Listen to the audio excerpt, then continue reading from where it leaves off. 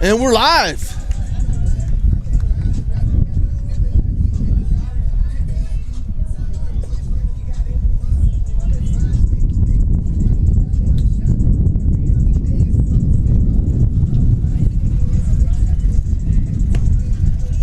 That is the wind, once again. You know we're in the den when it's windy. Nothing like a breezy day here in the den. Got my sidekick back in the saddle again. Last time out for the Lions was interesting, huh? I know you were calling the game. I was listening from home. Oh, yeah, it was a spectacle here. I mean, I'll take anything for a win, but let's not have another one of those today, all right? Yeah. Before I got here and felt this wind, I was thinking the over-under on home runs today is 12 between both teams. Yeah, two teams that can hit the seams off the ball, as we've seen here, especially by the Lions as of late. And both teams' batting averages are, if not 300, close to that mark right now. Defensively for the Lions today in game one, we got the outfield. Left to right, we got Smith, Diaz, Gonzalez. Isaiah Coxon's at third. Rafael Gutierrez is the shortstop. Julian Samante. Second, Mike Newsom at first. Sam Ritchie's catching. And the pitcher, the lefty on the right. Leading off for the Frederick Community College, Cougar, Nick Keene, center fielder, number 0. Gotta love the zeros. Oh, yeah.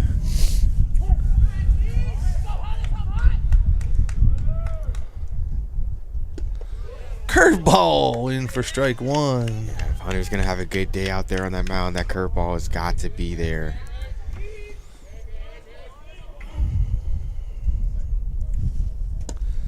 Up and out. Yeah, Lions were off this weekend with a makeup date coming up here soon. Game got postponed due to weather up in Pennsylvania. So they haven't played in 7 days. Down low, 2-1. I have noticed in warm-ups, Dundalk had a very level focus. They know the opponent that is at hand, and they know what it could do for them if they could steal one here for the Cougars from the Cougars today. All right, we're gonna get back here, 3-1. The thing with these guys, if they're loose and play loose, like they have nothing to lose, they're very dangerous. If they go, oh gosh, here's Frederick. You know, they're two-time defending regional champions. The last two defending regional champions, they've won way more than that. And last 2 times they've gone to the Division II JUCO College World Series. Misses on that one. Leadoff walk for Keene. Cougars are in business.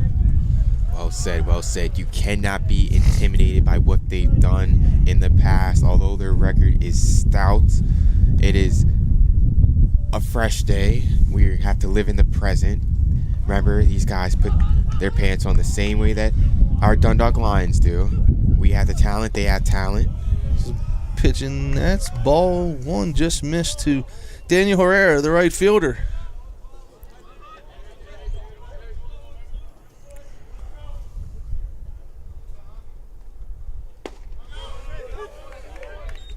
Evens it up at 1-1.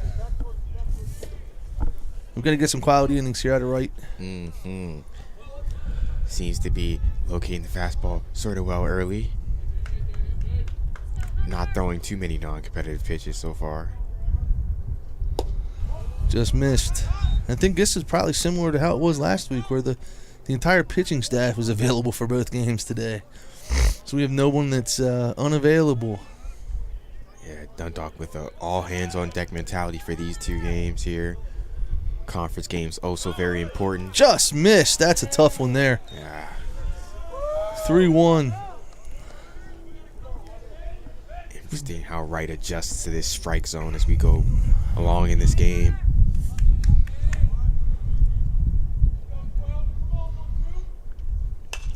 Ball is up. Coxon has room. And he doesn't make the play as it falls out. that one. Those hurt. 3-2 count.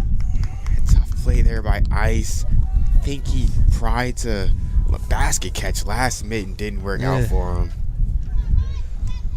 Yeah, I know they're taught to get to a spot, find the ball, locate it. Yeah, you just kind of kept drifting there. You don't want to drift. That outfielder drifting is bad. You don't want to drift. You want to try to get to the spot as quickly as you can. See if we can get a ground ball here on this pitch by Wright. Runner's going. Ball's lifted. Shallow center field. Rafi got it. We got one away. So the mishap was erased. One down. So it brings up the left fielder now. Number 4. Brendan Jones. So Frederick has their outfield batting 1, 2, 3. So the outfield segment of the lineup is through after this batter.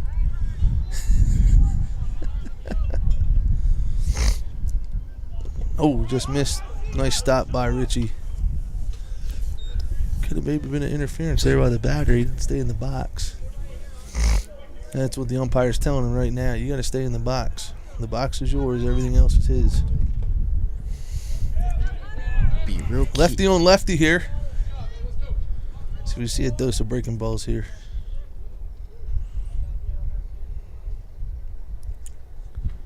And there's the second one of the at-bat. Wright loves his breaking ball here, and when it's working, it's not a fun pitch to sit against the box. Especially left. Yeah. It's so fastball beaten foul. Wright's ahead of the batter for the first time today. As a pitcher, it's very important to load strikes in that bat early, get the hitter down. Especially in the first inning to show the umpire, I got command of the strike zone. Yes. Now I'm going to get pitches in the third and fourth inning that may be off the plate. It's one of those unforeseen things in baseball that you don't get from looking at the box score. Got him. No. Good move. Deliberate, but yet effective. Always have to be careful with the lefty pitchers over there if you're at first base.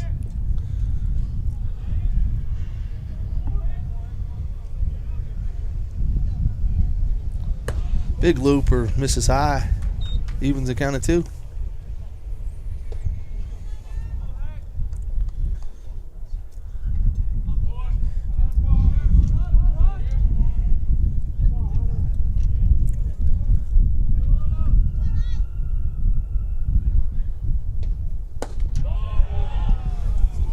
Count runs full here. 1 out, runner on first. They sent the runner with no outs. I'm pretty sure he'll be in motion here to eliminate the double play. Could get a strike him out, throw him out here. Maybe a line drive, double him up. Got him. Make the throw, make the tag. Yes, sir. Yes, sir. Great move by Wright. Great execution at first base by Newsom. And way to put the tag down.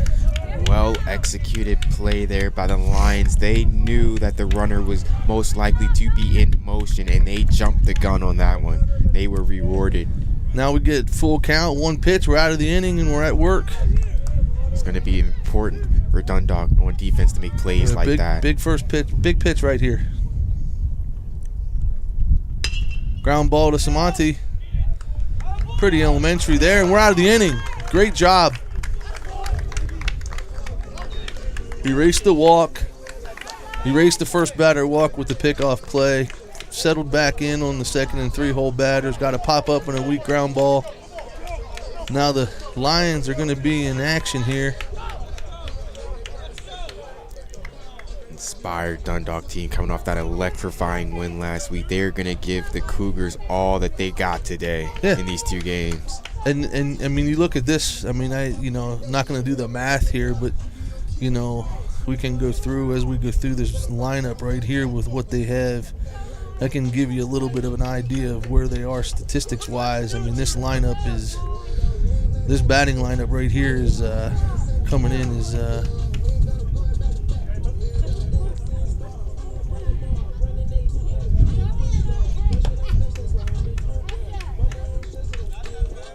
it's got an email from work, sorry. Hey, man, priorities. No. I'm not there today. I'm here. All right, let me get this loaded up as we have time. This is junior college baseball, so the technology is not as good as it is at the Division I or Major League level, even though it's my own personal technology. Alrighty.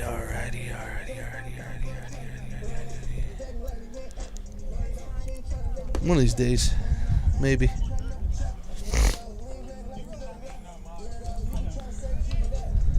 Hitting for the Lions today, Newsom's going to lead off as he has. Mikey's hitting 381 right now. And then we got Diaz, 413. Gutierrez, I know he's up there too. I just got to pan the names here. 341.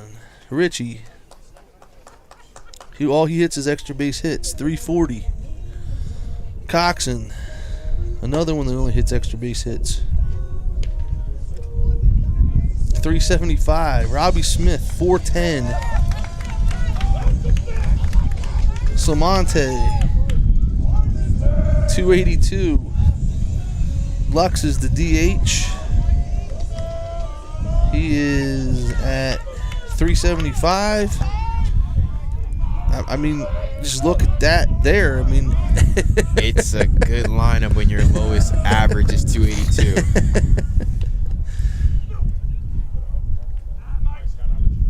And just that ball's hit well. Just missed the line. And put a barrel on it. It did look foul from here. It did look like it didn't catch the line. The umpire's right there. 1-1 though. Pretty sure he's not going to see anything inside here. Pitcher's not going to risk that again. Going to stay away possibly. Yeah. Trying to make him go the other way. Mikey with his approach, and a lot of these left-handed batters for Dundalk, if you look, a lot of them squeeze the plate. A lot of them have quick hands. They can get to the inside pitch. But they know the guy's going to throw me away most of the time, so they're making that away pitch, the middle pitch. Like that one right there.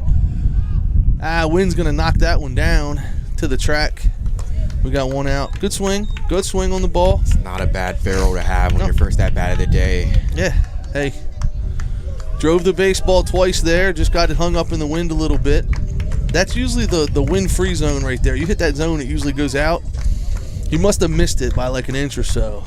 Just more slightly center than right there. Center fielder, Hector Diaz. Curveball away. Key to Dundalk for hitting, just staying disciplined, making sure that you're swinging at pitches that you can do damage with. Not giving the pitcher any extra help here. Ball's out too.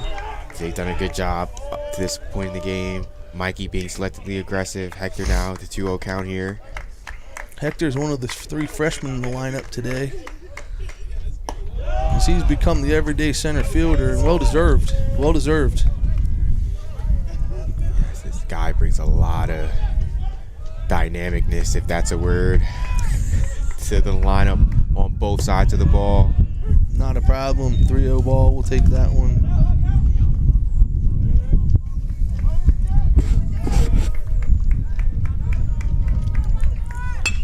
Ball hit up the middle. Tough play for the second baseman. That one's going to get through.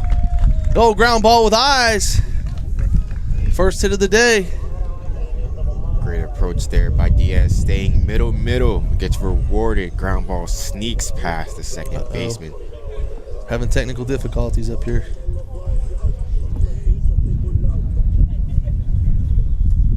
My tech man is pressing buttons and all kinds of stuff.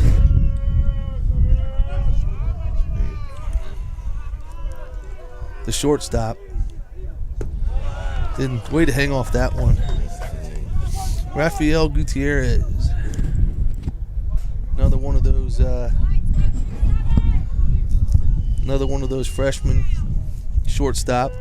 Impact player for this Dundalk team.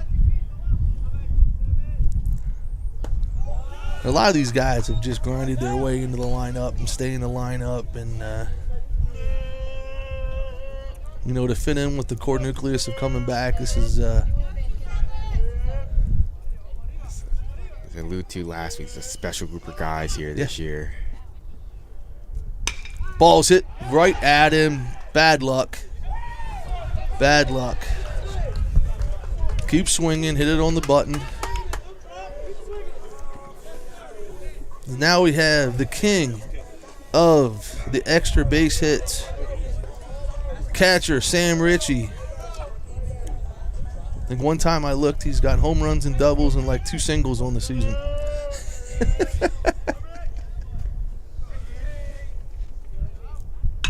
He lifts that one up.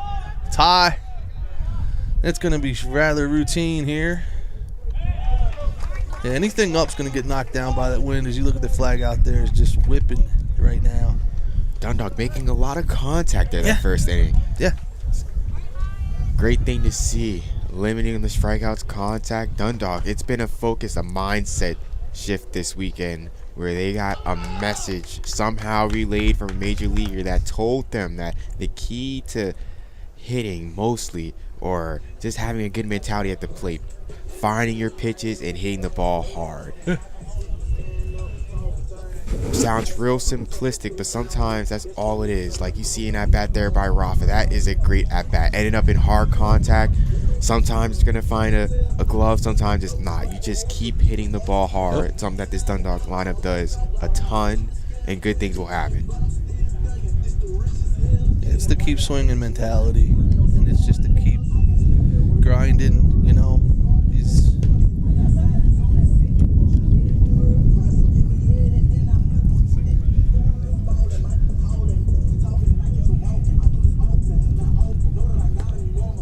As we transition to the second, you know, we got to keep doing what we're doing here. Limit the contact on one side and keep having hard contact on the other side. Defense keep making routine plays. Can't give a team like Frederick any hiccups in the field. No extra chances. No. They put the ball on the ground. Gotta get them out. They put the ball in the air. Gotta get them out. And if you look at the line score from last week, yes, it was 18-15. Yes, there were 9,000 hits. The glowing stat I looked at was the errors. You know, the errors were one-sided, and it came out on the side of on Dundalk, and that's still fielding the baseball. As much as everybody wants and cares and looks at how great it is to stand up there with the bat and hit the baseball. There's a ball stuck in the wall out in the outfield. So we're going to get that out of there real quick. Must have been from BP. I don't know how this hasn't been noticed until just now, but who knows what you're going to see at the Den, folks. It's always entertaining down here. You never know on a given day what you're going to see.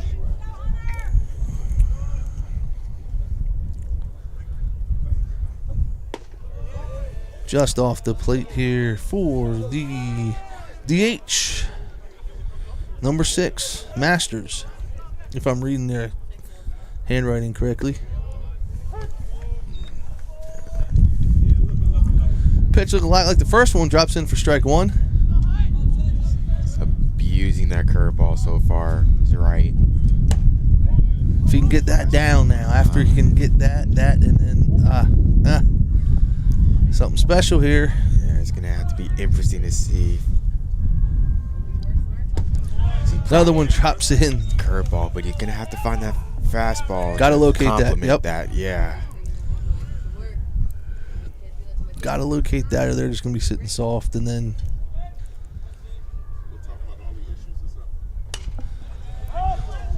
fouls that one really close to the spectators on that side.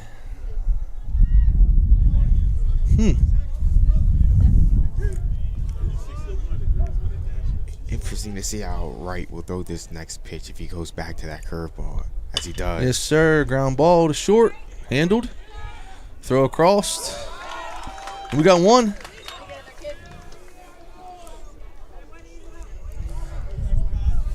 So far, Dundalk defense doing a nice job keeping it simple.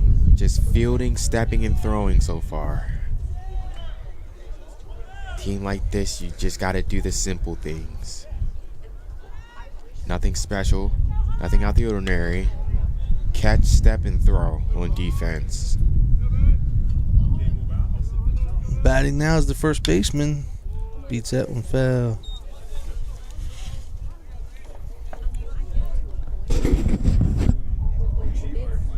GR. Greeny, got it.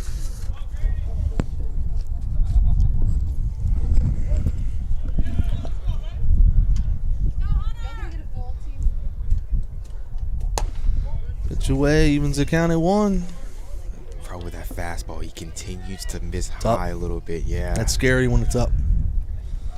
Those fastballs high usually go into the pine trees. You don't want to leave that pitch hanging up there. Curveball lifted. Robbie's back and makes the catch on the track for 2.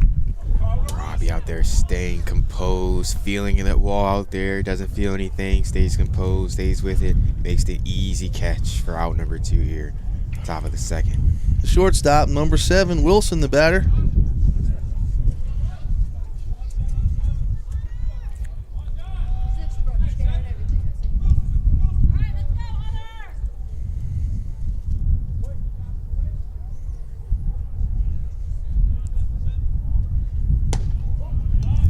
Another fastball up.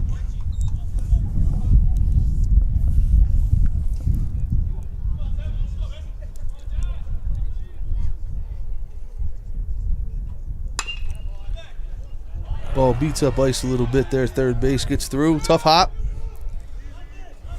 Got to get to it. Keep him to 1. Tough play there by Ice. Always hard playing down that third base line here at Lions Den. Bro took a bad hop. Gonna end up Frederick's first hit of the game. Yep, the third baseman, Lindsay, number 35. No hurt so far yet if you don't have to continue making the play. You got 2 outs. Got the runner going back on the curveball that bends in there for strike 1. See if Frederick is going to be hesitant about putting that runner in motion here. Already having the runner being picked off in the first inning. He throws it away. That's at least 2, if not 3 here, and he's going to go to third. Now we got to keep him from scoring. Now we got him. Throw it, tag him. Yes, sir! And he scores on the throwing error. So we had an error on the pickoff, and then a throwing error there in the rundown is going to lead to Frederick's first run of the game. As I alluded to, just keeping it simple, stepping and throwing. Throw there from third, just got a little rush.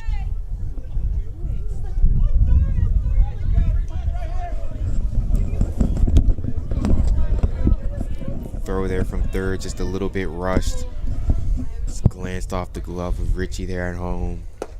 Ends up in Frederick's first run. Yeah, all we got to do is make a throw there. We'll get that one back. We still got 2 outs here.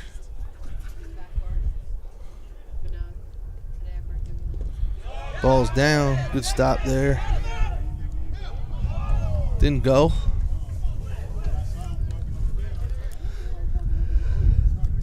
It's important for the fielders out there to keep their composure, having a play not go their way like that, not to compound their mistake.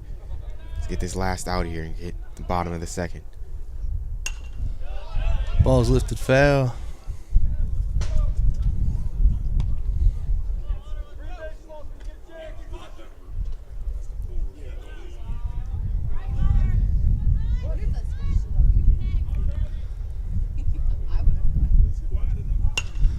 Ball is going to be lifted to right.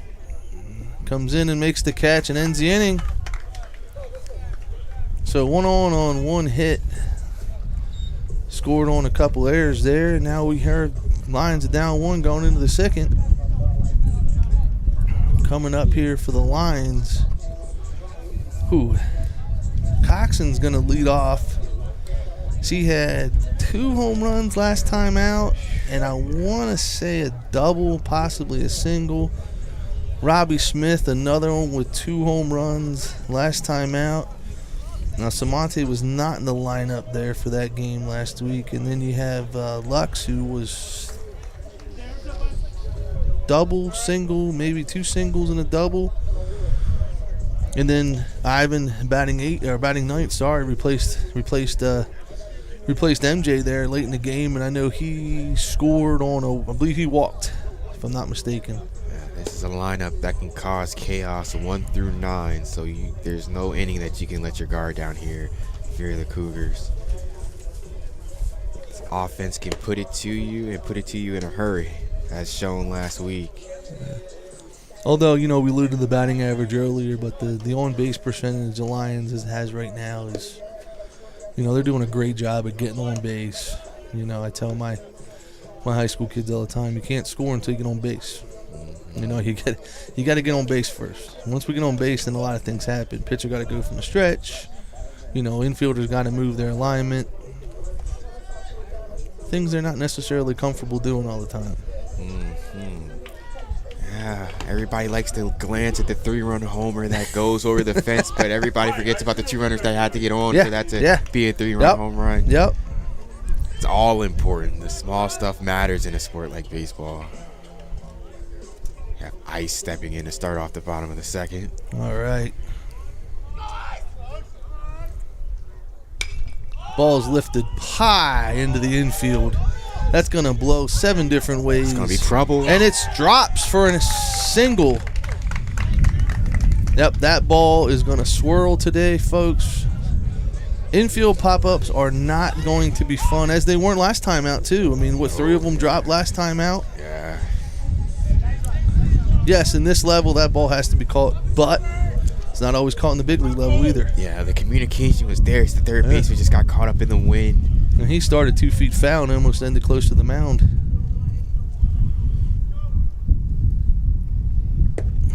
Outside of himself a little bit on the bender.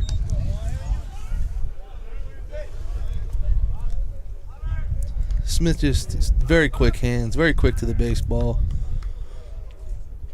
Yeah, it's hard to get the fastball by this kid often. That's another one.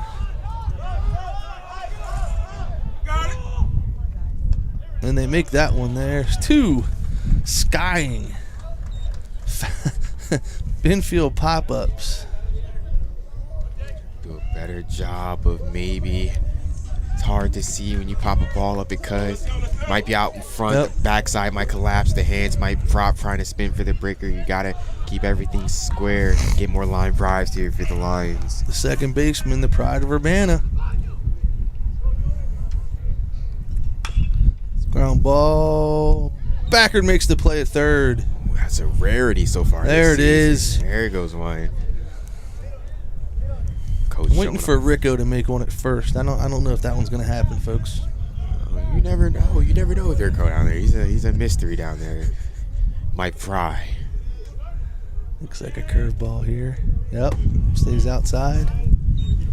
Not really holding Coxon so much at first here. See what Backard has going on here. Samonte, another one of those guys in this lineup that can hit the ball hard. Line drive. That's another pop-up. That one's going to get out of here. As I say, a typical line drive hitter. Sprays it from left to right. Let's see if he can get a line drive here. Samonte, one of the leaders on this Dundalk team. A veteran guy.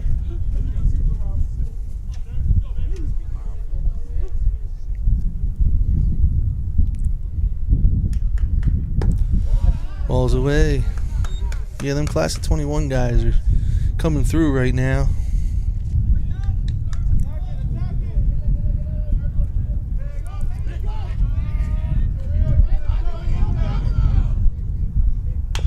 Ground ball.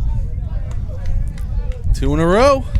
Once again. Coach Backard's on fire over there. He's got to keep our approach here. Being take that big hole over there with the fastball. That big hole on the right side with the fastball right here. Ball's up. Coxon's caught, and he's going to make it. Throw was just a little bit high, a little bit offline, just enough for Ice to slide in second base safely. There's a runner in scoring position now. Looked like he got caught there for a second, but he's got them long strides. Samonte, meanwhile, works the count full here. Yeah, worked the full count.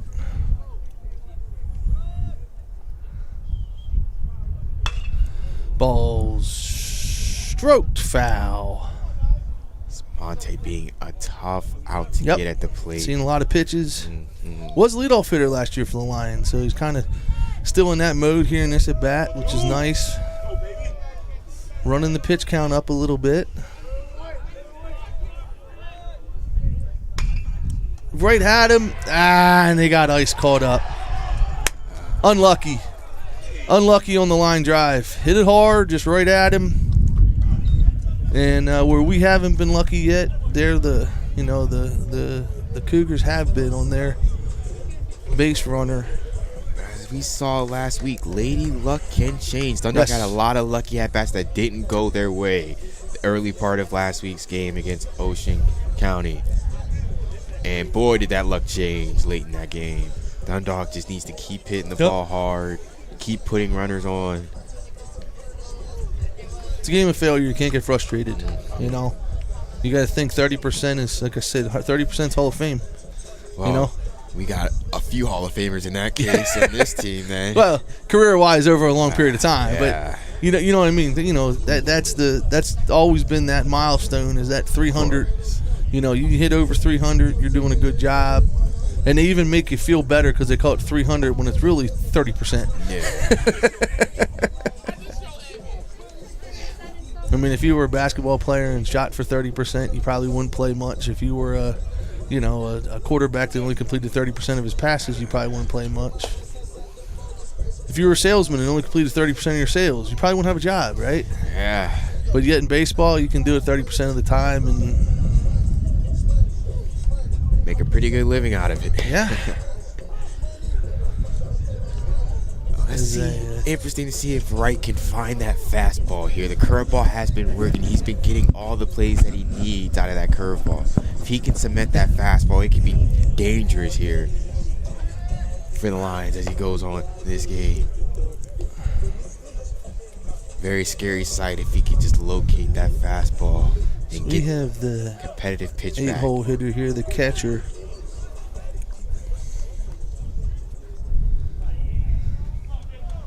Climbing.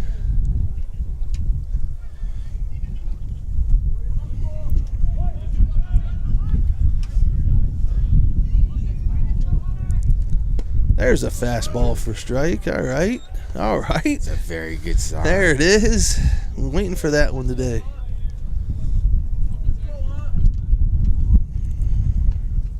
And the curveball falls in. Up big now. Very interesting how he goes here. Does he go after him again, or does he try to nibble here? Goes after him with a curveball.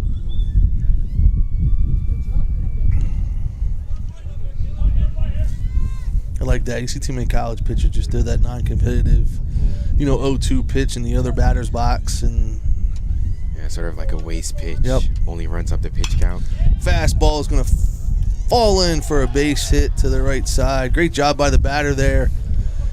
Saw an outside fastball and took it the other way and had it fall in for the second hit of the game for the Cougar. That fastball looked like it wanted to go foul, but just got out there too quickly. Ended up in fair territory for a leadoff single. The 9-hole hitter now, Frederick, the second baseman, number 14.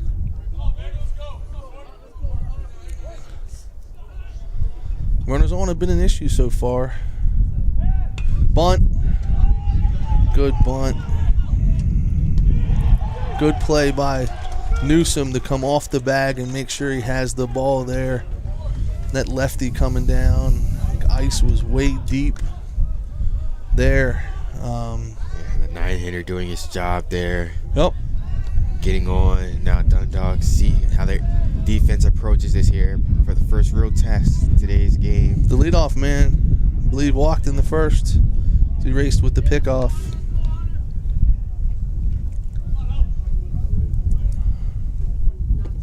Curveball in the dirt, swung and a miss. Strike one. you're right to probably get out this inning unscathed here, gonna probably need to have to come up with a K here.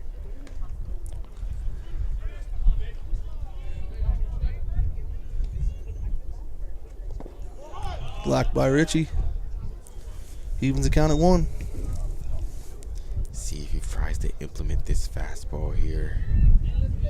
Don't want to throw too many breaking balls. One getting away, the runner's advancing.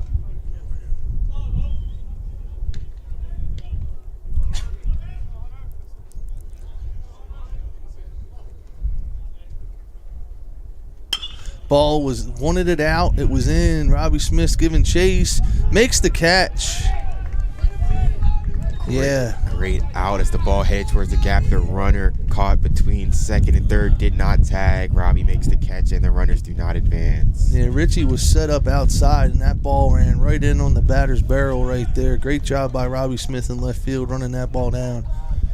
So now we're ground ball away. Getting out of this.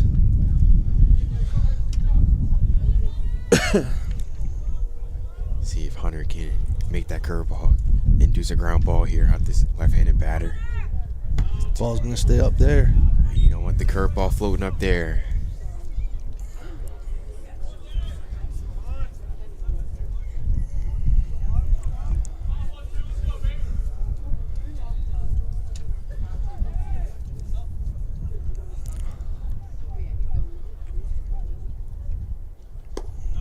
Just missed. 2 balls, 0 strikes.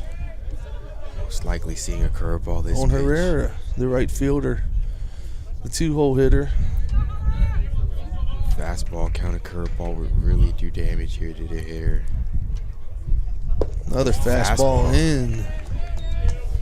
A pitch he has been spotty at times today for Wright. Goes with it. This inning, he's been on with it. Yeah. This inning, he's been, except for the one, the fly ball where he just missed his spot, but we still got the out. Confidence there by Wright throwing that fastball in that count. Oh. Was hit the batter. Yeah, another little mix-up there. It looked like Richie was set up outside and the ball ran in on the batter there. 3-1, need his best pitch here. With runners at first and second, 1 out. Most likely to drop a hanger here. Missed. Loads the bases. Right, kind of going away from his curveball here thus far. Relying more on his fastball. A few guys moving around in the bullpen down there for the Lions. Nothing really good, just some stretching going on. Maybe staying loose on a windy day.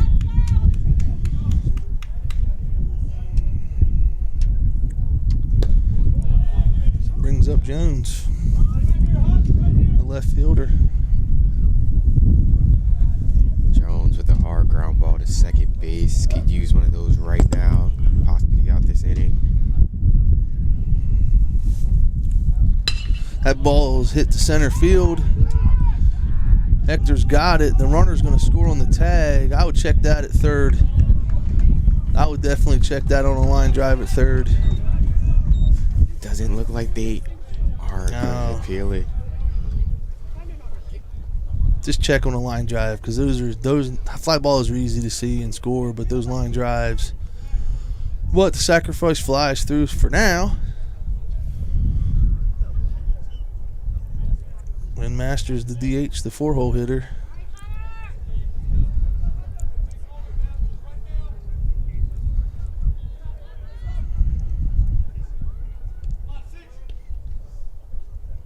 Curveball in there for strike 1.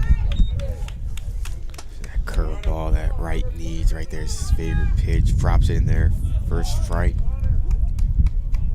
Need this out right here. Stop the bleeding here. Leave the damage to only 1 run. Another curveball is going to be foul. If not, we'd be out of the inning.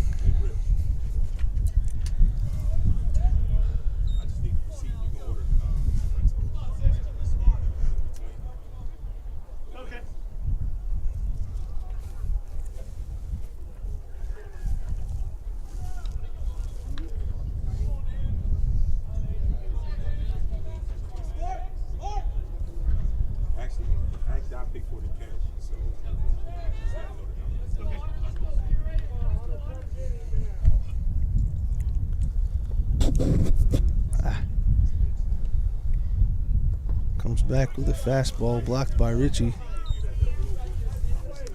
I like the approach he's had with 2 strikes, competitive pitches, trying to make the out pitch and not just making a pitch. Hasn't come through yet, but it's going to get there. And throwing competitive pitches. If the batter lays off as a pitcher, you don't have a problem with that. They did their job. Your job is to throw every pitch with the intention of it being a strike. That one gets away. The runners are going to move up. Tough pitch to handle there for Richie. Yeah, it's a tough breaking ball pitcher. Never quite know how the breaking ball is going to break across the plate. It's tough to read. What a job by Richie so far this year, controlling this pitching staff so far, the ups and downs, the roller coaster ride, which is any college pitching staff, but to be able to be the man primarily behind the plate. You can tell a lot about baseball team by their catcher. That ball is going to fall in. That might be 2 runs here. Yep. And the base hit scores 2 off the pass ball. And Frederick leads 4-0 here with 2 outs in the 3rd. Tough sequence there. Still 1 out away, but those 2 strike runs and 2 strike hits will backbreakers, they feel like. Scoring with 2 outs. Scoring with 2 outs. When you have runners on base and you score with 2 outs, you have a good chance of winning the baseball game. Speaking of catchers, Sam Ritchie had a battering mate last year, and Doyle McNew, who's over at Maryland Eastern Shore now, give him a shout out. Doyle's a great kid. Wish him all the best over there at Maryland Eastern Shore. Haven't checked up on him lately, but hopefully he's having a great junior season over there. You can tell a lot about a baseball team by its catcher. As the old adage says. Yep. Catcher probably most debatably the most important position out there defensively. Absolutely.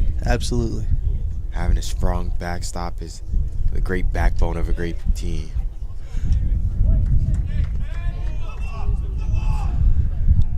And the runner's going to steal the base easily. He's got a free jump as it seems like somebody in the middle of the field was screaming for Wright to step off. And Newsom was screaming to step off, and I don't know if he never looked over or...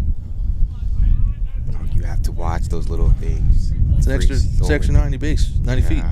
Now he's in scoring position. Now he's in 3rd. Now a big city scores. Just that quick. That quick was runner in scoring position. Now the runner's a threat. Another pass ball, he scores. It's those little things that you just curveball pitcher. Just have to keep tabs on defense. Got the big freshman warming up down there in the pen, Mark Shelley, who's been phenomenal lately. It's been on a tear. Another one in the dirt.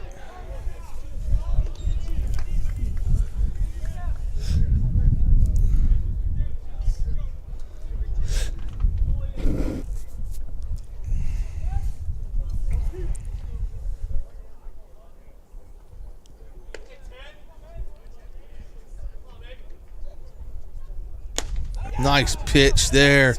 Blew it by him. The fastball. Yeah. Kind of chased. Yeah. Sometimes you throw those competitive pitches. You never know what the batter's going to do. Yeah. Sometimes they lay off. Sometimes they swing. Just got to keep throwing those competitive pitches. No, we got to respond here. We've hit this guy hard. Now we got to get runners to 2nd, 3rd, and get them in. This is a doubleheader. We're only going 7 for this game, 7 for the next. Don't have as much time to piece things together, but 4 innings is definitely enough for this Dundalk team. But it has to start soon. We got Lux, Gonzalez, and Newsom due up here in the 3rd. 3 lefties to lead off. It's interesting to see how. See what happens here.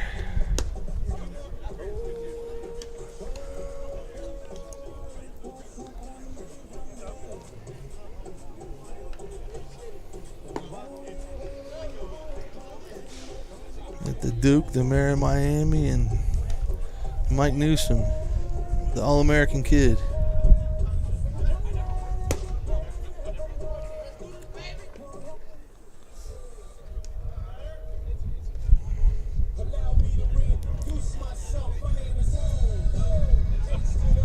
All right, now what do we got here, kid? Lux, another one of those veteran guys. This Dundalk team hits the absolute laces off the ball from the left side. Hey, takes one inside, maybe off the thigh. Next time, who knows? I think he got out of the way of that one. He's a little soft.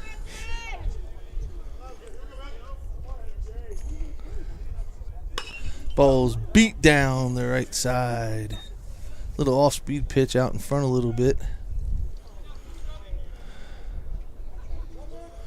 We got a 1-1 count here. Ball is going to be lifted foul. Ooh, just missed the truck. Hit a Honda, though. And we'll see a little approach change here from the young man. Now we talk about that getting on the plate. Curveball here, probably. Good, hanging off the high. Job staying disciplined there. Yep. Seems like his two-strike approach kind of gets down into his legs a little bit more. See how that works for MJ here. Ground ball to shortstop. Gets a good bounce. And they're going to throw him out at first. Good contact, though. Yeah, not bad for the first at bat. Not bad. Missed a pitch I thought we could handle on the foul ball. Dundalk having some, although it hasn't shown on the board. Yeah, contact at bat. Contact, yes, contact. Contact's going to fall. As a hitter, having that first at bat, knowing that, okay, I see the ball. I got this guy. Ball, Yep. Didn't fall, but I got this guy. Yeah. That's going to bend in for strike one. That is a tough first pitch to see of your day for the mayor of Miami, the right fielder, Ivan Gonzalez. A little bit more red today than usual. He's usually that bright color guy.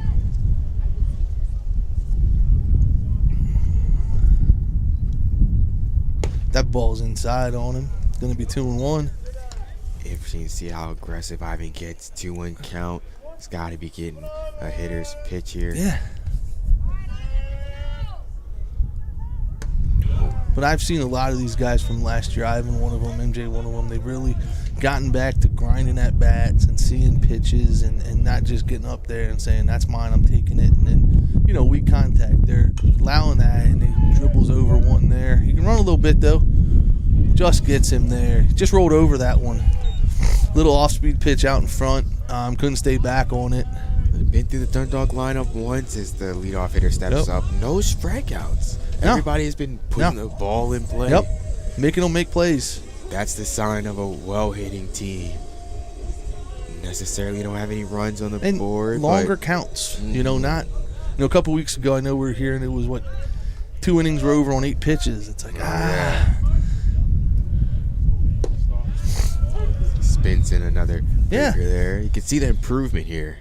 That's been his approach this inning. These lefties, every one of them have seen a curveball to start the at-bat. Ball is going to be rolled over to the first baseman, and we're going to get out of the inning here with nothing scathed. 3 up, 3 down. All ground balls. 2 rollovers, and one hit fairly well to shortstop, but again, took a nice granddaddy hop right to the kid. So we're going to go here to the 4th. Lions trail 4, and Wright's going to be out. We'll be back after this.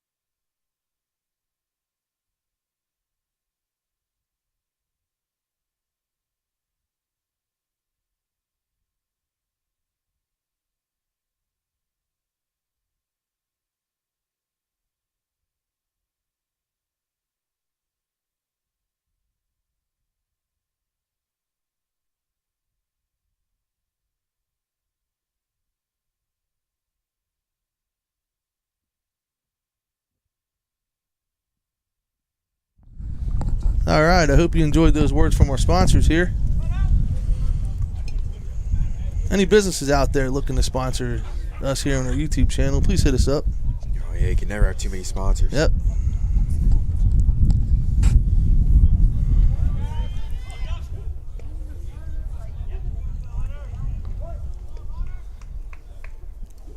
Shortstop Wilson, the batter. Laces one foul. Good thing that one got out, barrel out in front of that one. Yeah, tap out in front there.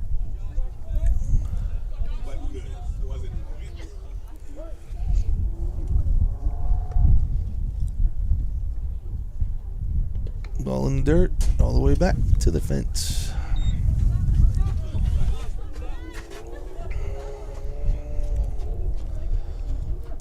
Shelly's still up in the pen. Ball coming through here. Need to get a time here.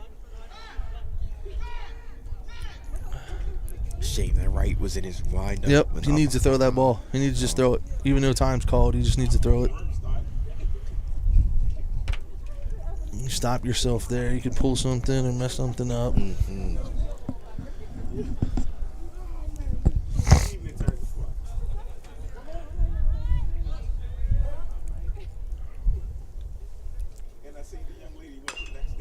Another one foul here. Right goes up.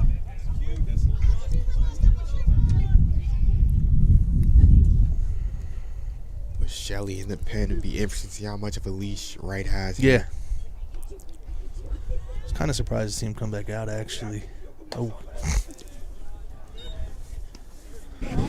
Being it's the second time through the lineup. Mm-hmm. You know, we have 2 today, off the rest of the week till Saturday. Saturday, a big conference game. Sunday, Hagerstown. Ball's going to probably be cut foul there, as I don't think we're going to be using that one anymore today, folks. Long trip to Allegheny on Sunday for the boys. Let's see how they adjust being on the bus, as we have not had a travel game since North Carolina. Oof. Allegheny, way up there in the mountains. I mean, you can't really count the away game with Catonsville as a travel game, as most of the guys travel further than that to come to school every day. Yeah.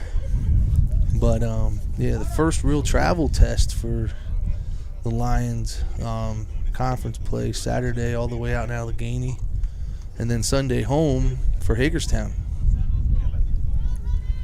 If I'm not mistaken, next week's Garrett on a Thursday, and at Garrett Thursday, and at Chesapeake on Saturday. So a lot of big conference games here for the Lions coming up. Yep.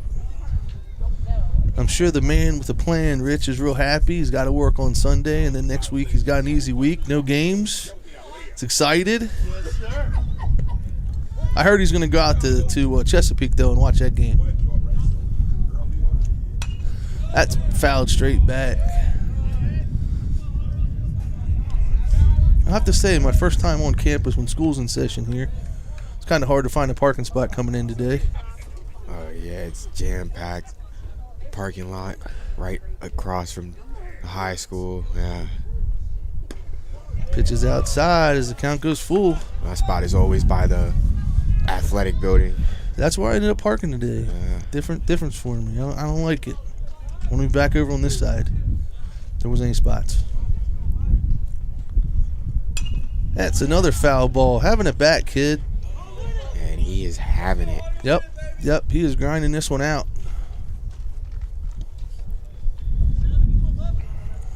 Big pitch here.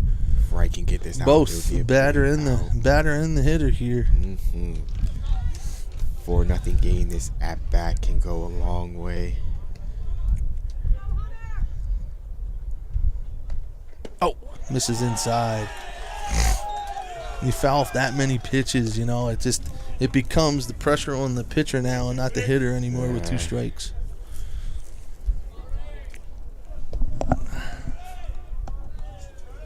See if this might be Wright's last couple batters here. We're not really throwing down there. We're just kind of chucking it, Yeah. Oh, yeah, it's go time now. His backer gave the signal. See if Wright can finish this out here. Ball is going to be foul. I think Gonzalez can get to it. Nope, it's on the other side of the fence. As we're working on next year having multiple camera angles so we can show you different things as the game's going on to what we're seeing and not just one camera. Working on that one. 6 new cameras next year, all right? Let's get it done. Oh, we got the thumbs up. And he did. We have like the and you know, Rich is within shouting distance of me right now, so he'll understand what I'm saying. We have the hard camera, and the hard camera is the one where you gotta have all the action towards.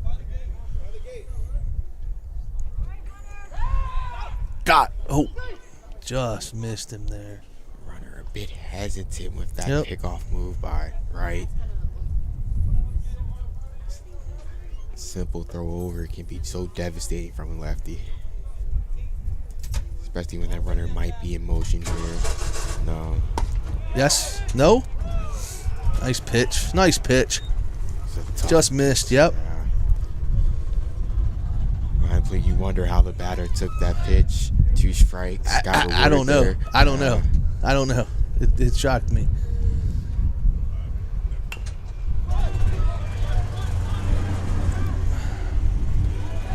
It's another swinging. Well, the first one was a bunt. Now a swinging bunt.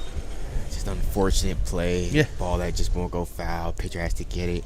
Kind of threw it off his back foot. Well, it's the lefty going that way. Yeah. You know, it's a tough play. Kind of really plant his back foot. Kind of. They really plant, and they're gonna give him probably this batter. It looks like this. Yeah, they're gonna give him this batter. Yeah, when we go through the hard camera, though, as people can contest, man, when you follow the world of wrestling, you know all the action's taking place at the hard camera. So we got the hard camera here. That's where all the action's at.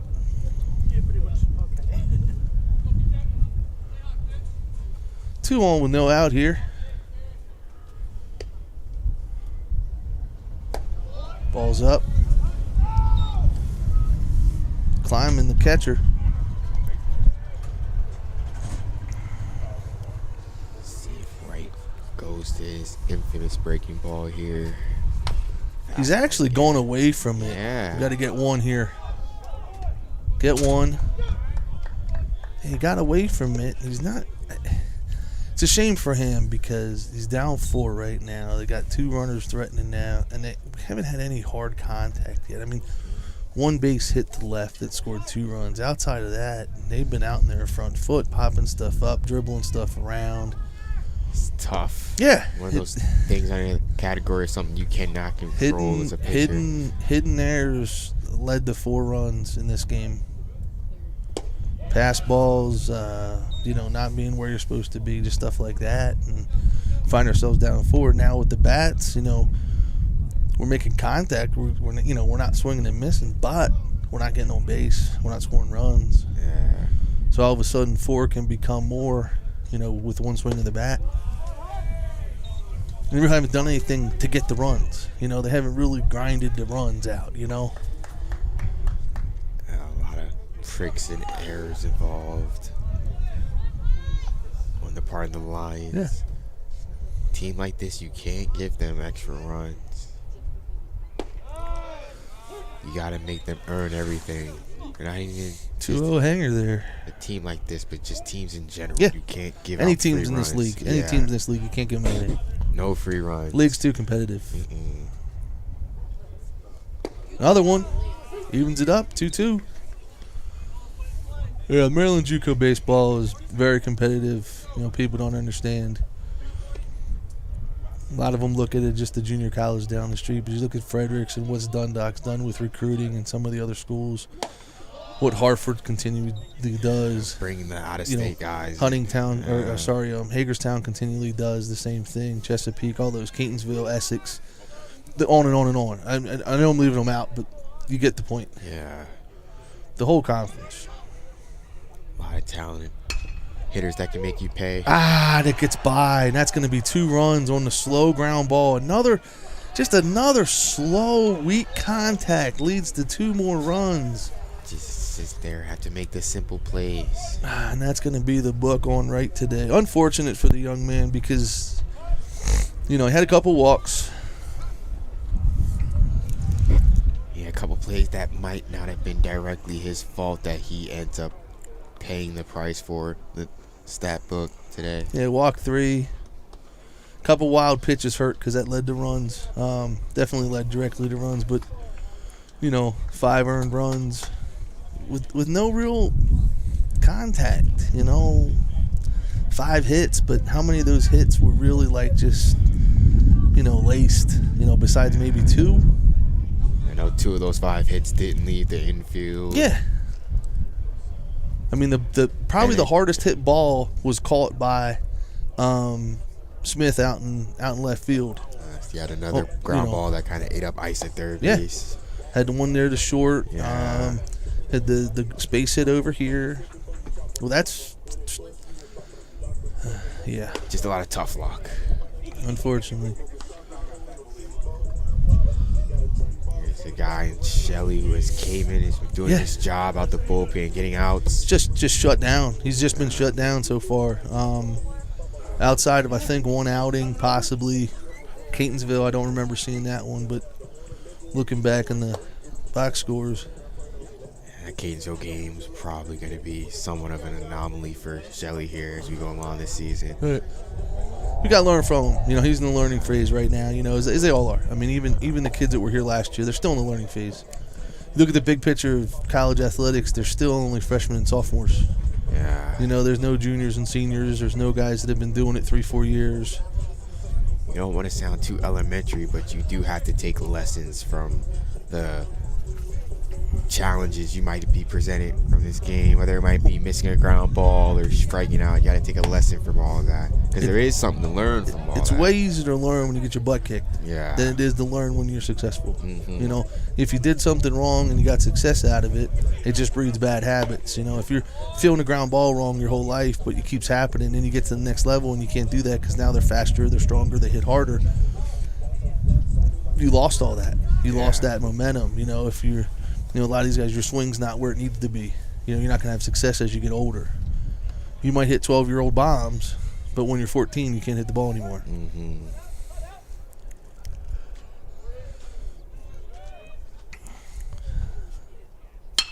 Ball is hit the short, should be 2, 6-4, and we don't get the tail end of it. We get the lead runner there for the leadoff man. Go down to a fielder's choice here. So we got the 2-hole hitter Herrera back up here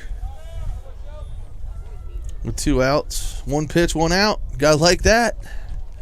Shelley coming in and absolutely doing his job. First pitch strike gets rewarded by the fielder's choice. Gets 1 out closer to get out this inning here. Get back in the dugout, see if Dundalk can cook up some hits here at the bottom of the 4th. Yeah, I like that effectiveness right there. Mm-hmm. Runner goes. It's more on mark there than anything else. Yeah. Richie kind of had to go into the batter. Had kind of no chance. He was going on first movement. As soon as his foot came up, he went, and that was a veteran move there by the base runner.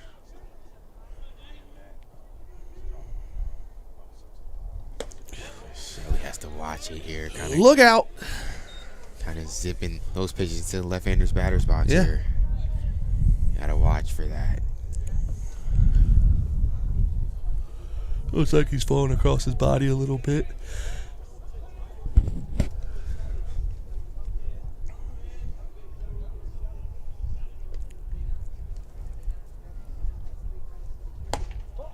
That one's up, 3-0. Kelly has to fight back here. To start with the 1. Last one wouldn't have been bad if it wasn't for the 2 pitches before. There we go.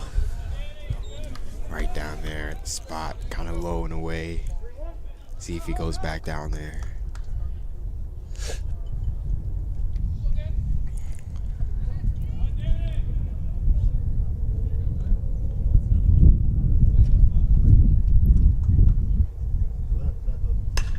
Ball's lifted. That's trouble. It's going to go foul. And it's going to be close to the cage down there, the batting cage area here. The count will be full with 2 outs.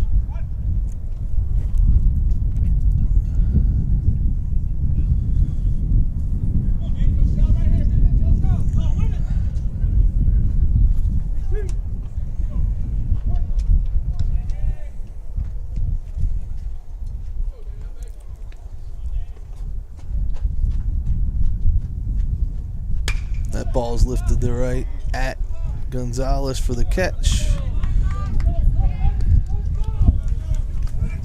The Lions come up here in the fourth.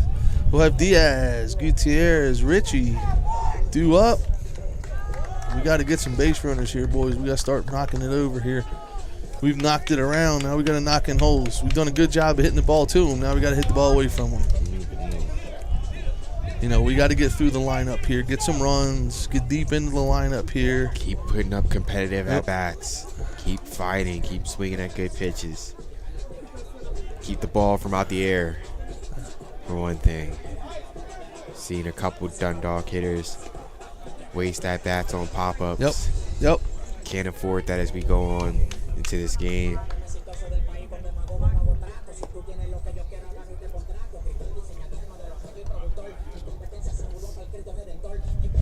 Remember, the Cougars are fielding on the same conditions as the Lions are fielding. We all know how the ball can hop here in the Lions' den. Hard on the ground. Line drives. The key here. Piecing together a good inning.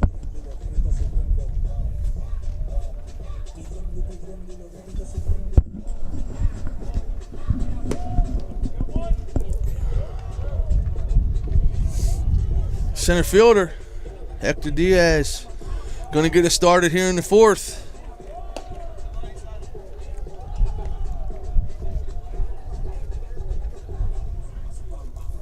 Not a time to press, as we know the bats are here. We just need to get something going here.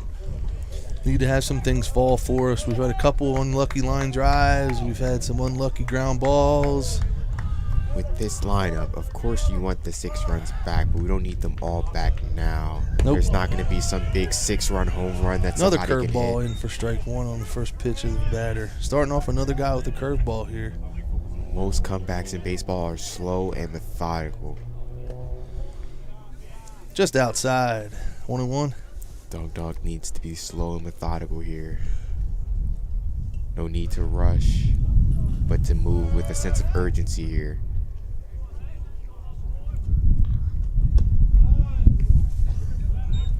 Hector with another good at-bat. Has himself in a good hitter's count. Yeah, Dundalk's first hit of the game.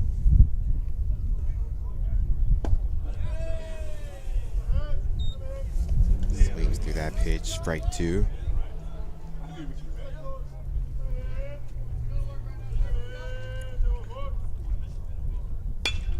Pop. That might drop.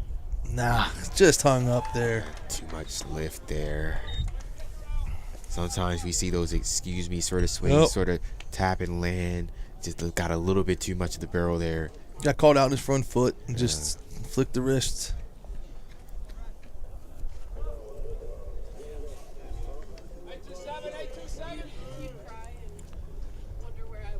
All right. Gutierrez the batter here.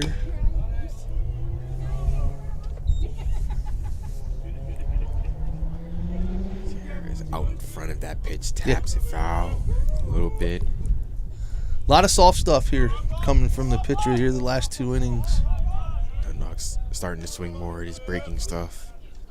A little bit out in front. Way outside.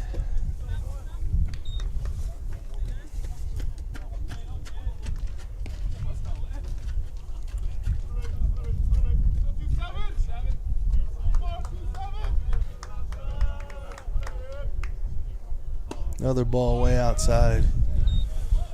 1-2's the count.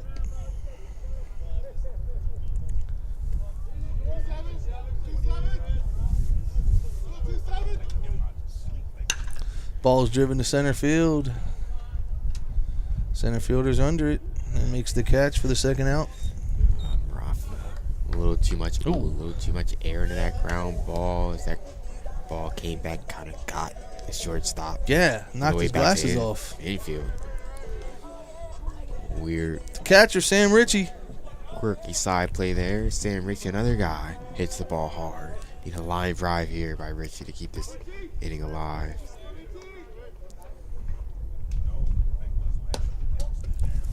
Curveball stays up.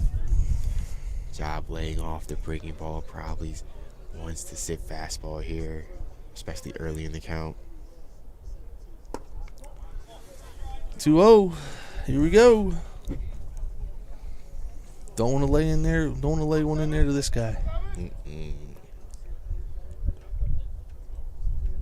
Fastball in there. Strike one. Fastball outer half. Good pitch. Yeah, not a cookie. 2-0 pitch. See something perfect. There's one right back at the pitcher. He's going to knock it down and makes the throw. And the Lions again are ace. 3 up, 3 down in the fourth.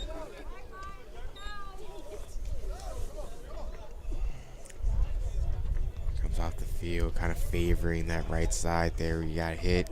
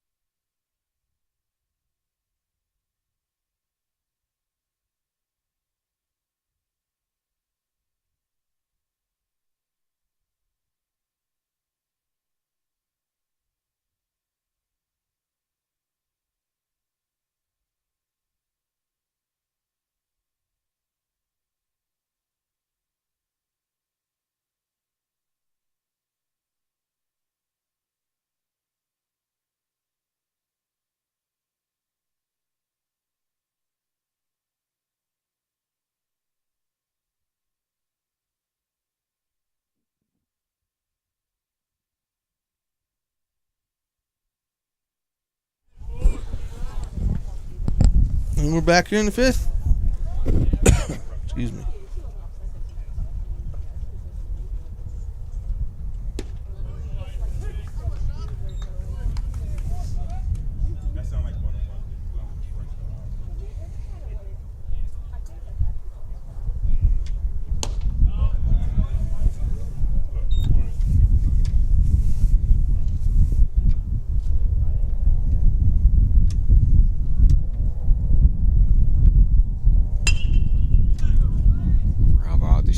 Monte Fields gets the runner in time for the first out.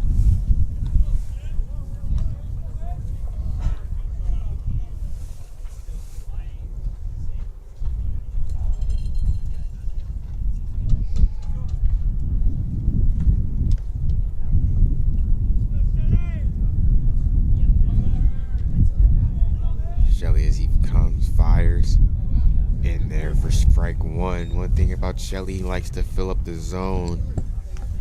Does not mess around with hitters. Gets straight to business. Misses high. Ball one.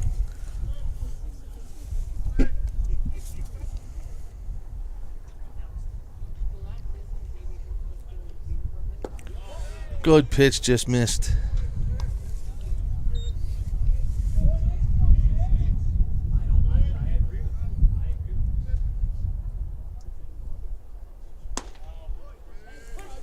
Ben's in there for strike two. The Bulldog on the mound.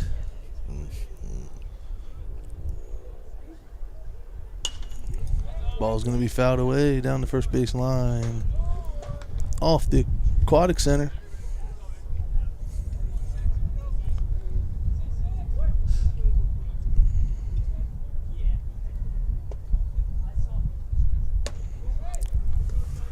Pitches up, runs at the full. See what Mark throws here. It's a very complete arsenal. Interesting to see what he reaches back here in his tool bag. Fastball fouled away.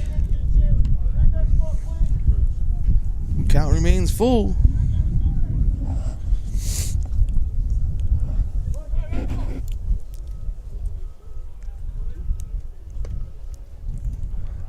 Just missed. Wow. Not that many places that pitch could have missed, but the umpire apparently thought it found it. Apparently.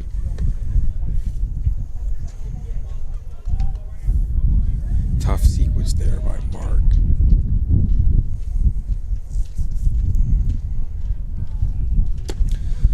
In there for strike one. One out, running on first.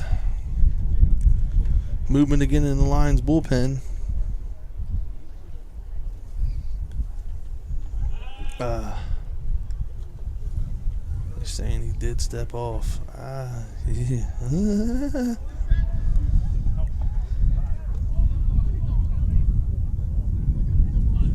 little bit of debate there, but definitely was odd. Ball's up. Evens the count at 1. I didn't see him step off to go over, but I don't know if he was on yet either. Ball's gonna miss high. 2 balls and 1 strike now to the first baseman, Greeny. see if Shelley can find it here. Missed high on his last couple of pitches. Ball's gonna run into his chin. 3-1. Needs to make an adjustment here. His pitches are missing high. That one missing high and in. Finish a little bit more.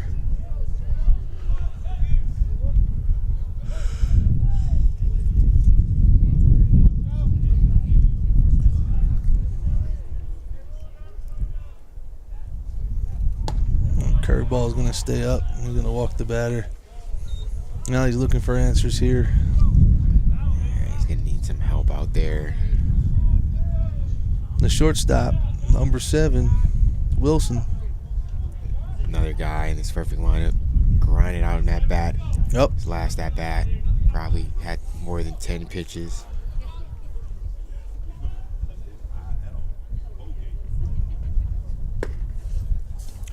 That one's gonna fall in. Strike 1. Always a great important pitch in an at bat. Strike 1 Yep. for a pitcher. Anytime you can get up. Yeah. Gotta Anytime have you can the get up's first strike. positive.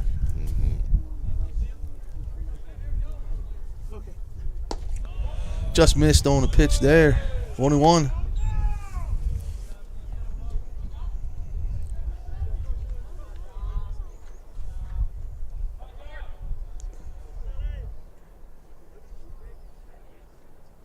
Ball's going to be lifted behind us.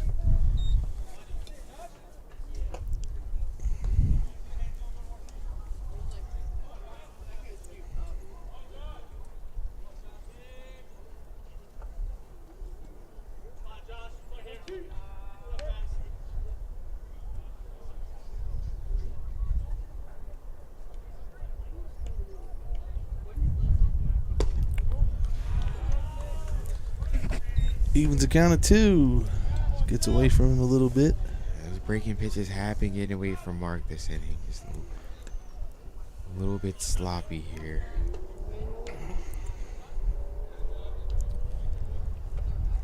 Ball's outside. 3-2. Come on, Mark. Need a pitch here, bud. Big pitch here. Don't want to load the bases.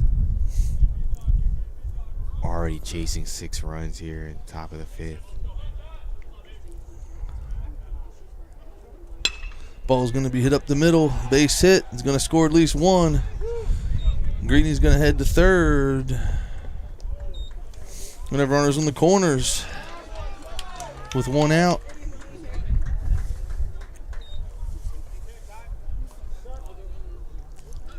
Another productive at bat by Wilson there. Yeah, kind of put Shelley in a For tough Frederick.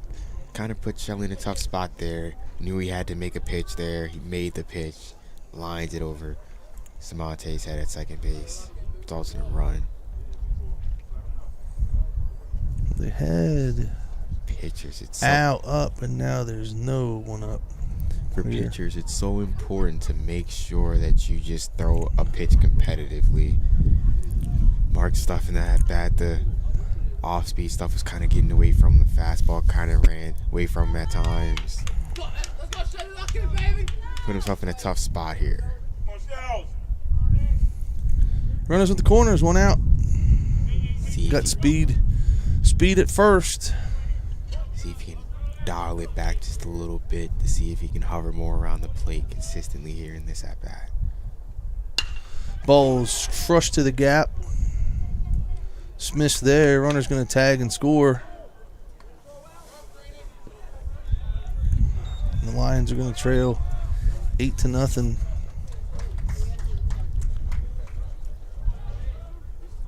As a pitcher, you don't hate those plays, trading a run for an out, but when you're chasing 7, 8 runs. And you're running out outs on the other side.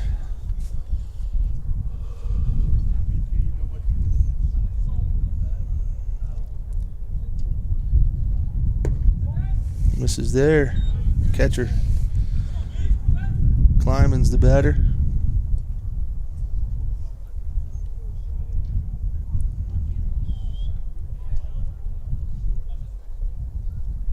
Ball's in there, strike 1.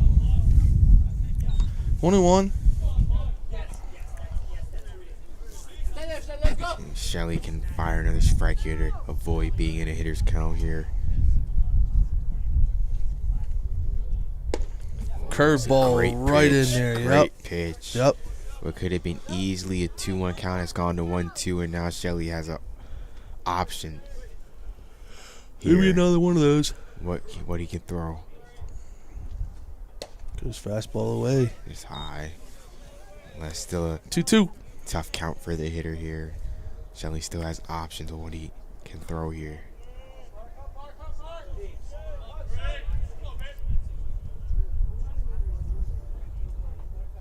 Ball away again. Out's going to be at first here. The runner's going to be in motion. Yeah, typically uncharacteristic. Those couple of pitches just getting away from him a little bit. You don't see that all too often with Mark. And that one's going to get away. He's going to walk. Brings up the 9-hole hitter, Bordick, the second baseman. If you're Mark, you got to try to get this hitter out. You don't want to go back to the top of the lineup here. What looks like possibly a dire situation here for the Lions in terms of this game.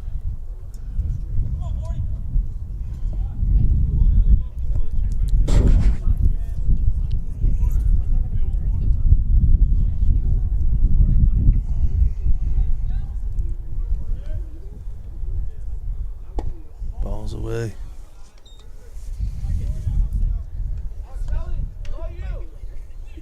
Shelley's inning here is there's no action in the bullpen right now for the Lions. Yeah, they're going to let him go. They're going to let him go.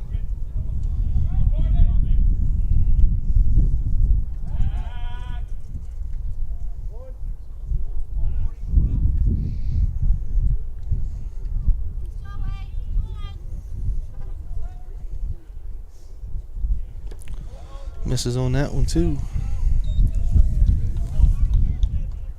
As a pitcher, you always try to stay away from the 1-0, 2-0 counts. It's always, especially with a runner in scoring position, not a lot of good things can happen. 2-0 counts. Well, it's so important to get those first pitch strikes here. 3-0. This is high.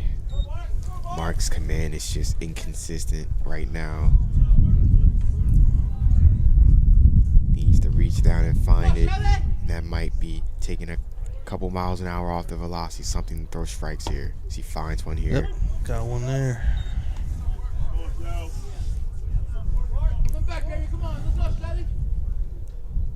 See Mark try to get another fastball here in the outside part of the plate for strike 2. Got there. Found a spot there. Full count. See if he can exit. That last pitch he threw was a great pitch on a full count. See if he goes back to it. Ooh, just missed. Very tough pitch, and he's wondering, asking the where did he miss? No response from the Back to the leadoff man, Keene. With bases loaded, 2 outs. Now, those last 3 pitches there by Mark, all for competitive pitches. Yeah. Those are the pitches that I'd like to see him implement in this at-bat. More pitches like that. Misses outside. Throwing those sort of pitches consistently might give you a call here and there from the ump, but missing off the plate and a bunch of junk will not get you any calls from the ump on close pitches like that, as you alluded to earlier. It's a ball ripped up the middle. That's going to score 2. Now the Lions are in. Now they're in. Down 10 now. That's going to be it for Shelley's. They're going to bring in Al Lorenzo. Down 10-0 at this point for those that have stayed long enough from the first pitch. Score is definitely not totally indicative of what happened on the field today. No.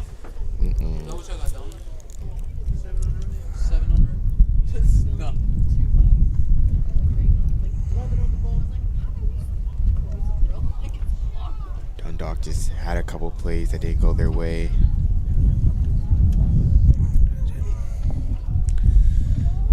Shelley's going to have 1 with 2 hits, 4 runs, 4 earned runs, 4 walks, no strikeouts, 10 batters faced. Not the outing he was looking for today. Yeah, just couldn't find that consistent command we're so accustomed to seeing with Shelley, Yeah. It's been so good lately. It happens. It happens. Yeah. It happens. Just, gotta get something going here. Got to get this out here, 1, and then got to get something going here in the 5th so we can keep playing. I mean, now we're in a situation now. Never like to look up there and see 10 runs on 8 hits. It just, I don't. You're gonna give up. You're gonna score 10 runs on me. You better have 15 hits. You know what I'm saying? It doesn't sit right. Yep. It doesn't sit right. If you watch the game, those 10 runs, you all know, have not been scored in the most traditional fashion we have seen. But you get a walk, you get a base hit, you get a walk. Now you get a ball shot up the middle. Now all of a sudden it's there's 2 more runs, and that's just pretty much been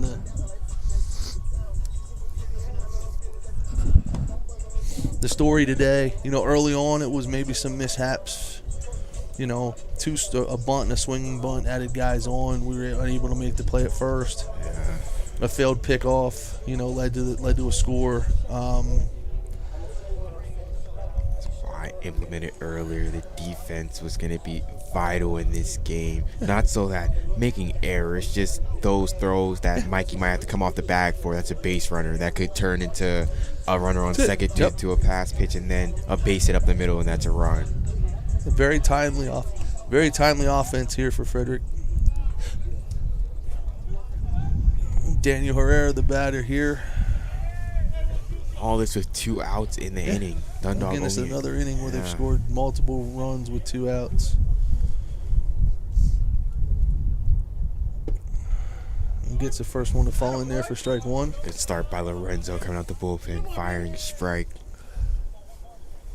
It was right there, always a good sign.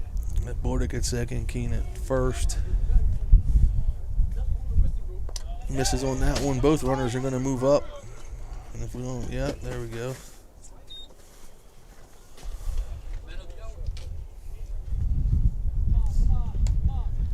That's the one thing you don't need, pass balls. No, can't have them. Yeah, gotta make competitive pitches here, especially early in the count. Already got a strike on them.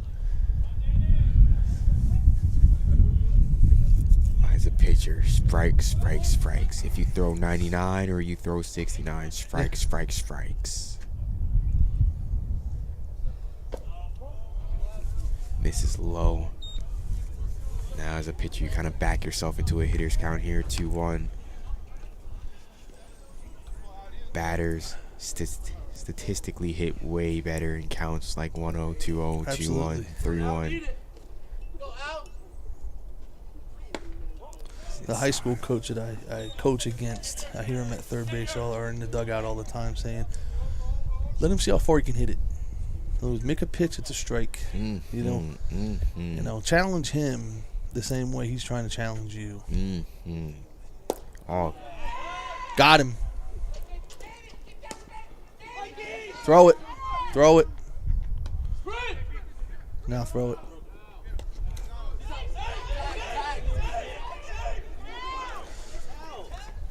All right, and we got the runner picked off there. Not 100% sure we made the tag there, but Umpire saw enough, called out. hey. But as you alluded to earlier, sometimes it's okay. It's not a sign of disrespect to say, "Oh, let this guy hit it." But sometimes that's the right approach. Hey, let him see what he could do, because this game, like you allude to, is a game of failure. Statistically, they're more likely to fail than succeed. I was talking to my hitters yesterday, and the younger ones, and I was talking to them. I said, I said Sandy Koufax said he became a great pitcher when he stopped trying to have the batters miss the ball and pitched it so they could hit it. Mm-hmm. He became more effective as a pitcher, Mm-hmm. I know that wasn't a different era and all that kind of stuff, but again, Sandy Koufax was one of the greatest of all times. No one's going to argue that point there, but he was in the situation where I'm going to throw the ball in places where they have to swing. I'm going to force them to make a decision. It holds true. Yeah. And when you say that baseball is a game of failure in 300, 3 out of every 10 at-bats, that's a hit statistically. Durkin's pitching a shutout, a 2-hit shutout right now. And Dundalk, what has Dundalk been doing? They've been hitting the ball. He hasn't had anything overpowering. He hasn't thrown the ball by anybody. He's just been a very effective, methodical pitcher. Throws a lot of pop-ups, ground balls, and that's what he's getting. He's getting a lot of pop-ups. He's getting a lot of ground balls. He's getting guys over swinging. He's letting, as you allude to, the Dundalk lineup hit, and they just got to prove it. And so far, Dundalk has not been up to the task in this first game of this doubleheader. There's another curveball falls in there for a strike. There are going to be some days where you're going to be out there and you're going to get shelled and you just have to tip your cap. They hit the ball. But baseball, as you said, is a game of statistics. Ball's up the middle. Second baseman fields and throws, and we're the one out. And no matter how good of a hitter, you cannot beat the fact that statistically, by your batting average, you're more likely to not get a hit than you are. We need to get something going here, though. We got to get a baseman. We got to get a run across. We got to play another inning. A lot of things can happen that way. Dundalk with the quick strike lineup here, more capable of putting across a run here, extend the game. Another curveball. It's a good pitch. Been unloading that first pitch curveball. These Dundalk batters. That ball is going to be away. 1-1 to Robbie Smith, freshman left fielder. Swing and a miss on the inside pitch there.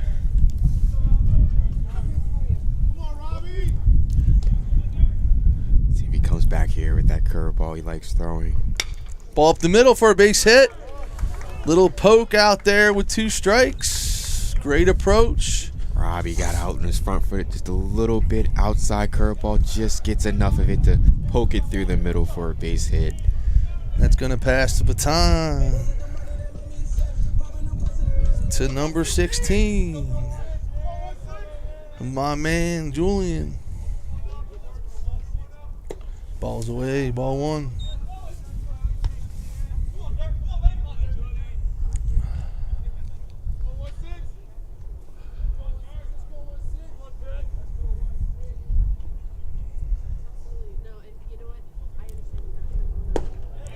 Strike 1.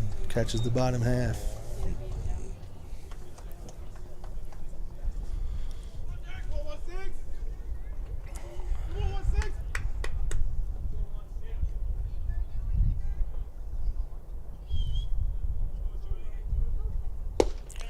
Strike 2. Interesting what Backyard has with Robbie at first base. Usually we see Robbie a little bit more active on the base pads. This far in that bat. We're 10-0 now. Might, especially when you're trying to extend the game, might not hurt to put him in motion here. Stays at first. Ball is going to be fouled away. Robbie probably one of the more faster guys on this team. Yeah. More than capable of swiping a bag here. Interesting to see him still at first here, going deep into this at bat.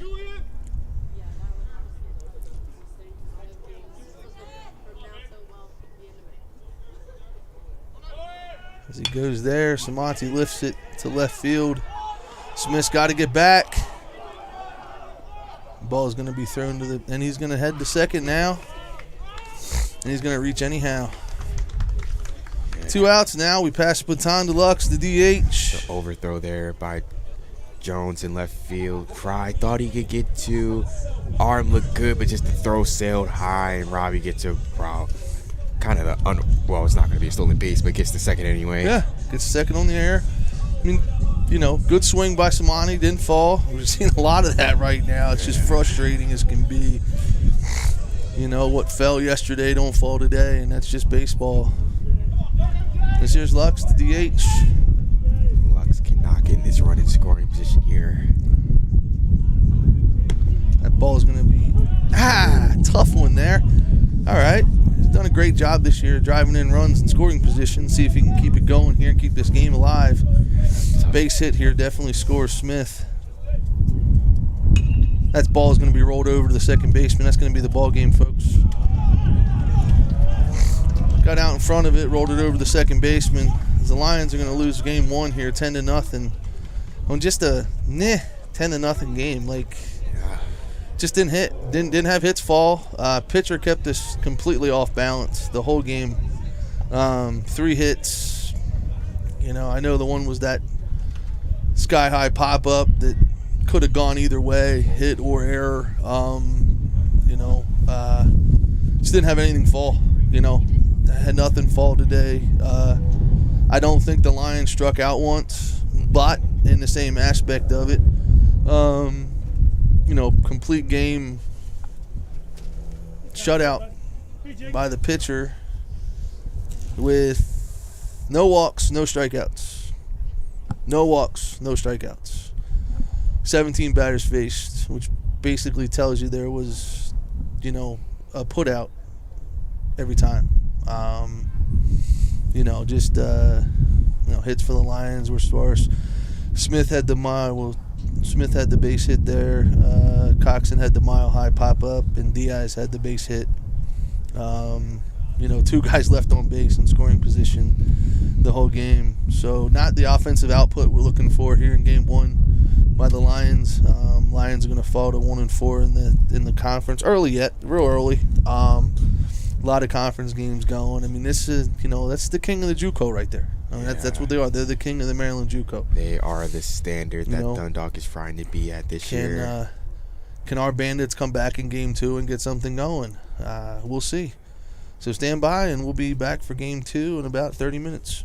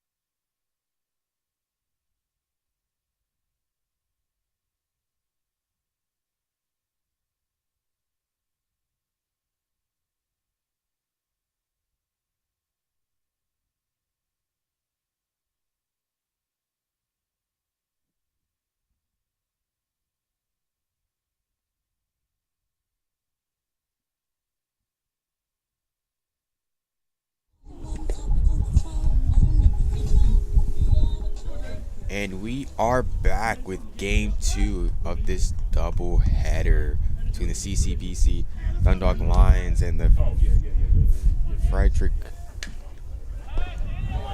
Community College Cougars. Starting pitcher Ben Hall on the mound for your Lions. Okay, Ben. He fires low, miss low for ball 1.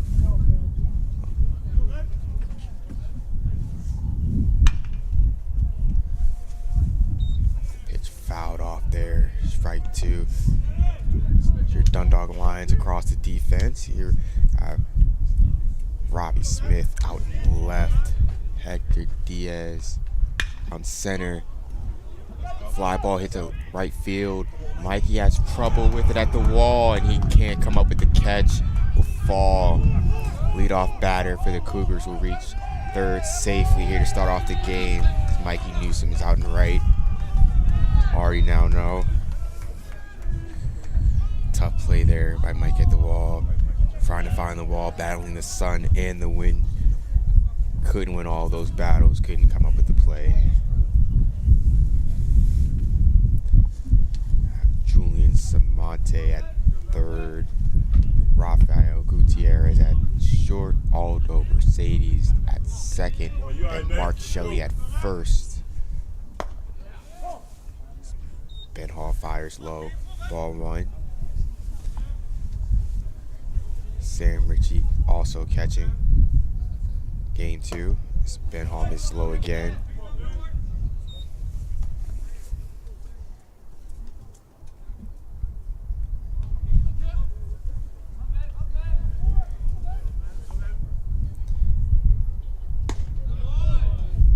Ben Hall fires.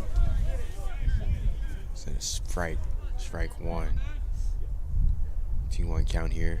No out, man on third. Jones, the hitter at the plate, swings and misses for strike 2.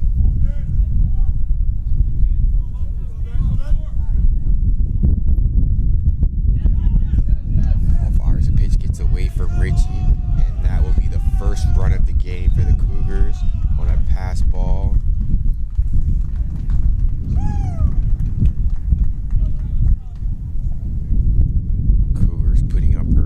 Here as they did in game 1 here in game 2. Jones works the count full, 3-2.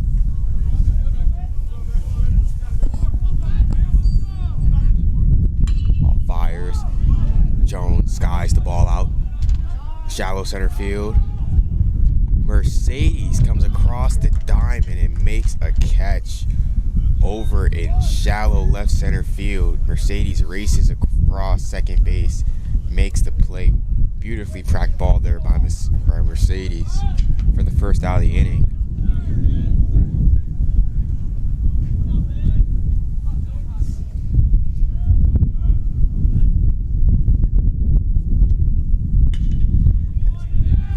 Slaps a base hit in the right field.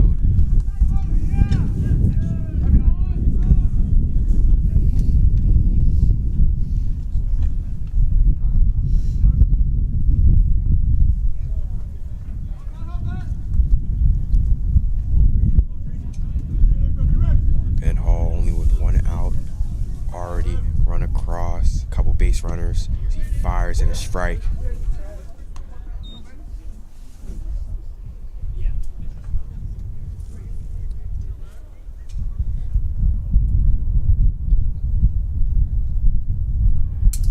Comes the pitch from Hall. Misses high. Ball 1.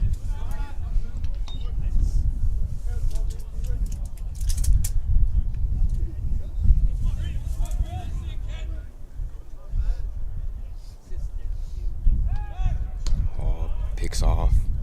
No avail. The runner gets back.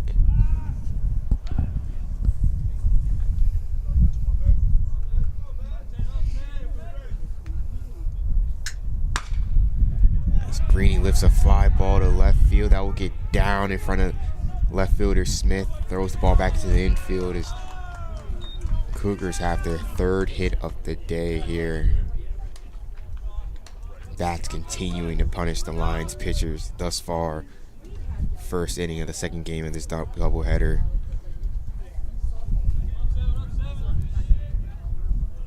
Number 7, Wilson, steps up. Still one out. Runners on first and second.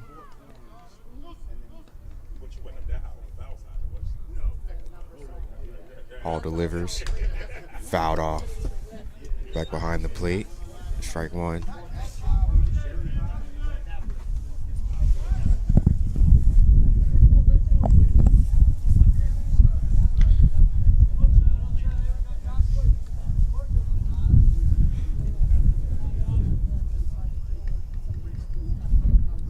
Hall delivers.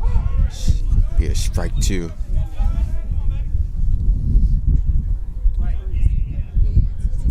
Hall, one of the more emphatic pitchers on this Dundalk team. If you can see how he used that energy to work out this inning. Hall delivers. Wilson lines this one into left field. This will be a hit. Smith gets the ball, goes to the plate, and he is out at the plate. What a wonderful throw by Robbie Smith, gunning the runner out at home. Cutting down the runner at home. Wasn't close, folks. Ball in shallow left field. Frederick sends the runner at third base. Got him out by a couple steps. Great job there by Robbie Smith in left field. Gives Ben his second out of this first inning. Runners on first and third, 2 outs.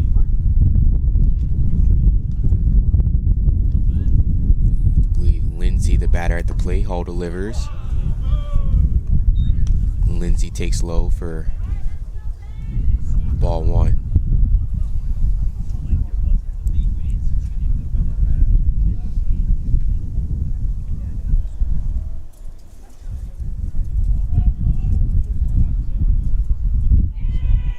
Hall delivers. Tap foul down the third base line. Count evens at 1-1.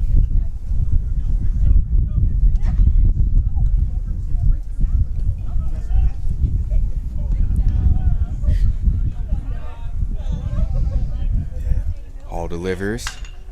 Ground ball to third. Samonte has, he's up with it. Falls and bobbles the ball, and the runner's going to be safe at first base. Just another unfortunate mishap for the Dundalk defense. Samonte made a great play charging on that ball, just lost his balance and fell. Ball trickles out of his glove. The runner will be safe. Be the 5th hit of the game for the Cougars. They have runners on first and second. 2 outs.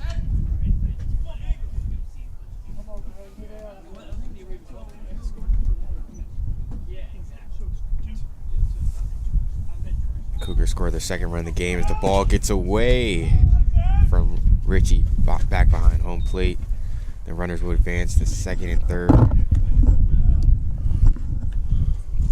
Not a great start here for the Lions here in the second game. Look a little bit out of sync thus far.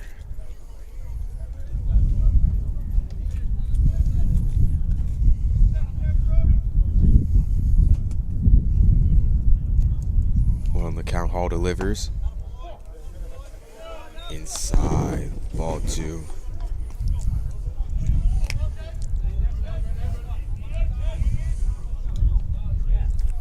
Hall needs to get out of this inning quickly. Your runner's in scoring position. He fires. Fires in a strike. Right there over the plate, 2-1. I'm out of sorts. My coffee spilled. I'm out of sorts right now. Hall fires, misses 3-1. I'm not sure if I should blame it on Rich or not. Ben Heat need to execute a pitch here. Already had damage this inning, 5 hits here in the top of the first. Umpires call time.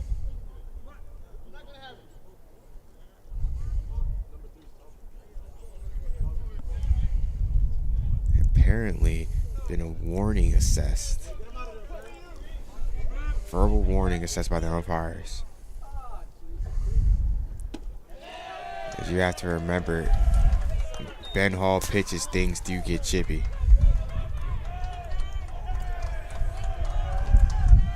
Bennett does not back down from anybody in between the lines. It's like Coach Backer's going to come out. Yeah. Not an ideal start for Dundalk. The umpire is emphatically screaming at them. Now we get a warning. Yeah.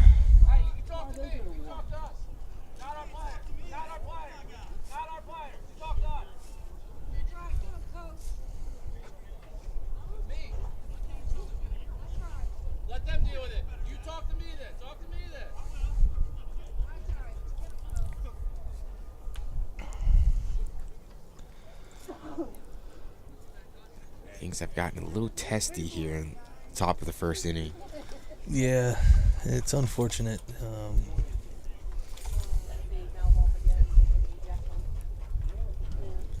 So we got action in the bullpen here in the first already. I can't see who's up right now. It's like Antonio might be up. Might be, yeah. Antonio warming in the bullpen. Backer goes out there and checks on his veteran Hall. He's got himself a little bit of hot water. I think that was just a settle everyone down meeting, talk to the umpire meeting. Coach Backer does that from time to time. Just wants to get everything back in perspective, settle everything down. Bordick steps in with the bases loaded here. 2 outs, 2 runs already in on 3 hits. That's in there for a ball. It's a tough pitch. It's a situation where you need it. That's a tough pitch not Folks, to that get. one might have missed middle. Yeah, it's a tough pitch not to have. Ball 2. Wow.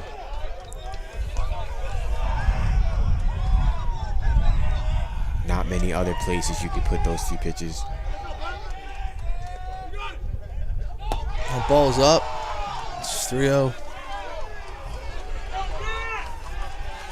As Hall has his back against the wall here early in this game. Feels like Cougar dugout running with energy. Yeah, they're up and they're going to be up. They got every right to be up right now. That ball is up. 4 straight balls. Walks and run in with the bases loaded.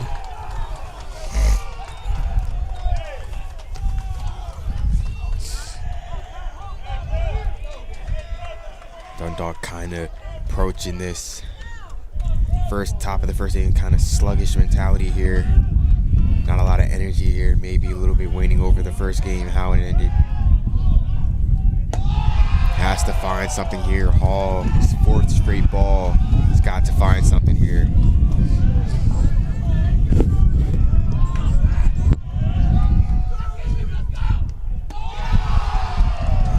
That one just missed too. Ben pleading with the umpire. Where can he get a strike here? All of these, unlike some of the pitches we've seen in the first game in the doubleheader, competitive pitches. Well, there he finally took his time. If you looked at the first couple pitches before that, he was rushing. There he took his time, threw a strike. Ben's a guy that's got to pitch at his speed, not someone else's. And there's strike 2. If you look at him, he's just taking a second. He's not catching it and throwing it right away. And he's been able to deliver on the last 2 pitches. Now he's looking for the out pitch right here. And he gets it. Oh, just missed. The count will run full here. 3-2, 2 outs, top of the first. Yeah. This is going to be a big one here. Hall delivers. That ball is crushed up the middle for a line drive. Single is going to score 2. Runner at first holds at second. No one's at third.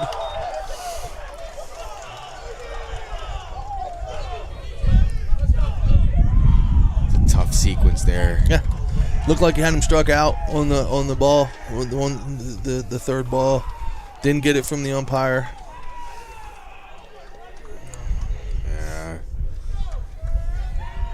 We're going to have to go deep into the pen here in game 2, the way it looks.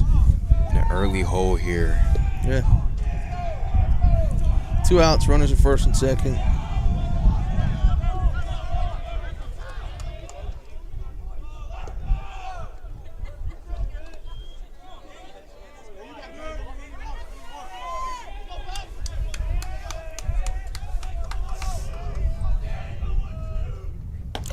Oh, misses high. Nope.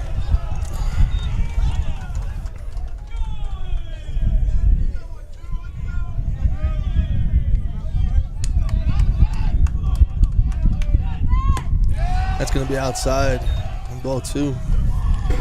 And starting to work outside the plate, has to hone in here. Yeah. He's out of sorts right now. That's going to fall in for strike 1. And you'll never tell by the expression on his face if he's rattled or not, but he's not 100% right now. It's apparent. That ball is lifted to center. That's going to get down. That's going to be 2 more runs. Nope, just 1 as the runner gets held at third. Cougars burst out to a 6-0 lead here in the top of the first inning. Dundalk just can't seem to find an answer to get out of this inning. And that's going to be it for Ben. Here comes Coach Backert. He's going to have an early exit in the first. And if I'm not mistaken, last year's game against Frederick, he had an early exit in the first also.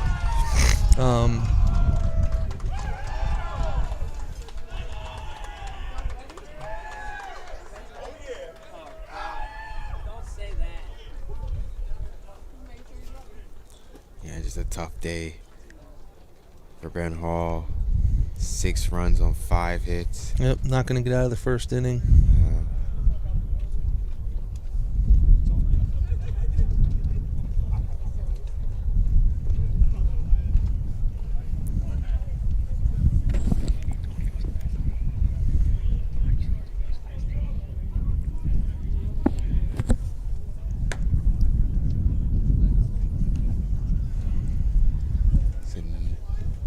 New pitcher will come into the game.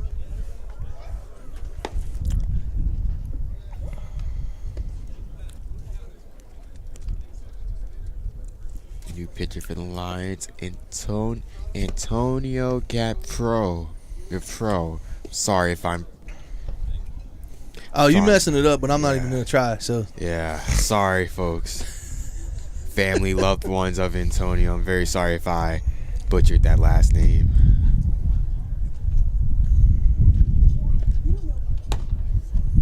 Say I'm better off calling him what? The red hair rifle? Might be better off, huh? Hey, whatever you choose.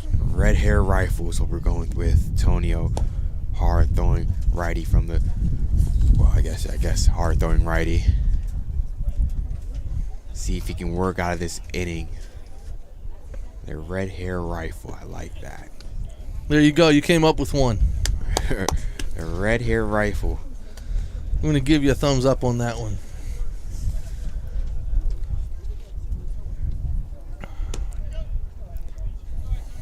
As the warm-up pitches are done and we're ready to roll here. See if he can get Dundalk out of this inning. Already giving up 6 runs. He's got to find something to stop the lead. Runners at the corner. Jones, the batter. Seems like every time we look, he's up.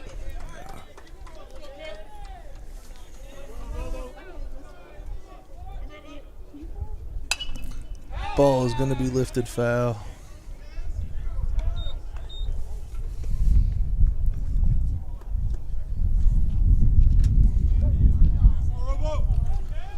Right away, Gavin Chatton gets loose also. Backer wasting no time, or he's comparing how short a leash Antonio has here. You can't. You gotta just, once a guy comes in, another guy's got to get hot. Ball's going to be fouled into the parking lot, down the third base line, deep into the parking lot. May I add?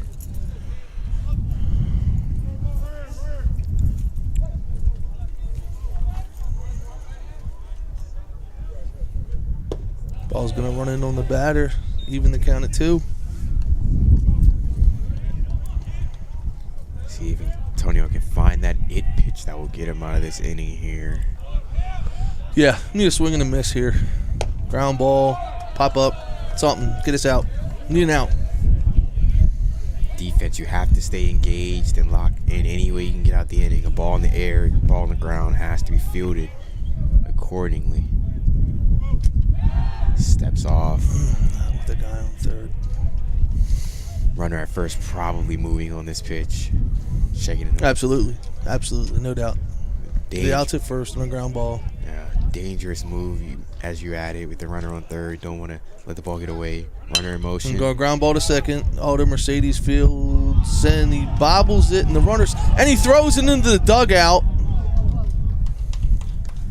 To compound a mistake with another mistake is something that you can't have at this level. He bobbled it, and when he threw, Shelley was not even paying attention to the ball, and it's just went right by him into the dugout, and everyone's moving up another base because the ball went out of play. When the ball left his hands, Jones hustling out the left side, speedy guy at the left side. Hitter's batter's box was already at first. Shelley kind of. The bobble was done, and the ball went through, and there was no even motion from him. He didn't even realize the ball was thrown at first. Antonio fires. This is high for ball one. Like you said, just clean baseball that you just haven't seen enough of for the Lions today, especially against a team like this. And you get into these long innings, and focus is left. That ball's lifted deep. That ball. Back, track, wall, homer.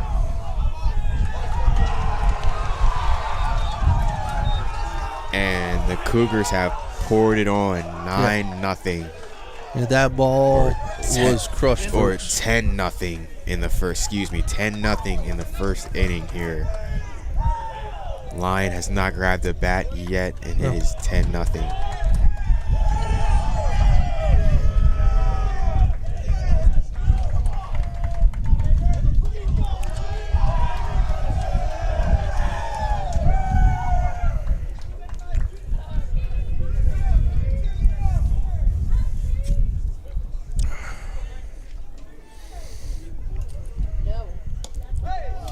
Again, we talked about it in game one. There, it's 10 runs on 6 hits. 3 errors. Yeah, what could go wrong for Dundalk in game 2 has apparently happened. Yeah. Swing and a miss on a high breaking ball. Had some movement here. Well, no coach he's not gonna sit and watch this. Not for too long. No, mistakes are made. Guys are going to be replaced, and they got to work their way back in. I mean, you know how it is.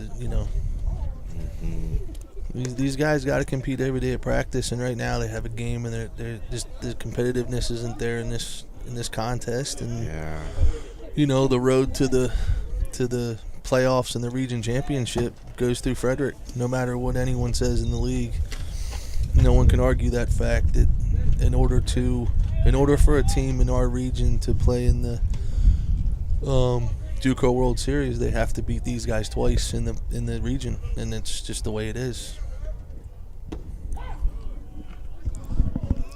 And he gets a strikeout there on the big first baseman to end the inning, but without plenty of damage. 10 runs on 6 hits, 3 errors, nobody left on base. We go to break here. Let's see if Dundalk can come with a little bit more energy here in the bottom of the first, down 10-0.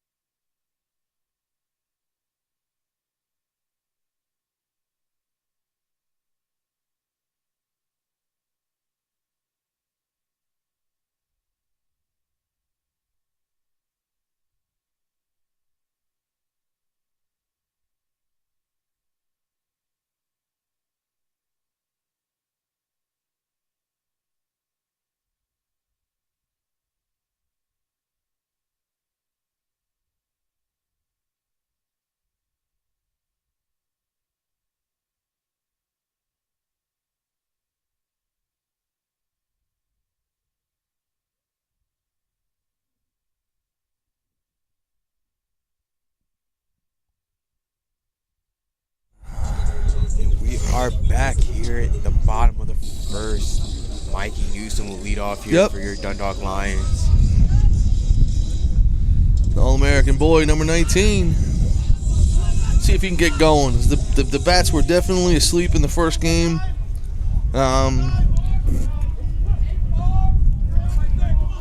As those batting averages went south with only 2 hits in game 1. Mikey Newsom flares one to left field. It's going to be a tough play for the left fielder. He calls it foul. Can't see. I can't see down the line. Coach Backert's not happy. Yeah, that was a real late call. Yeah. Mikey already kind of making his way to second base when that call was made. Yeah, I mean,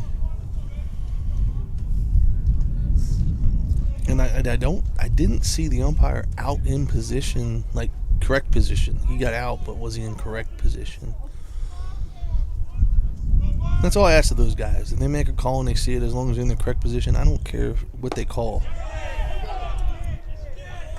You can't make that call from there, sir.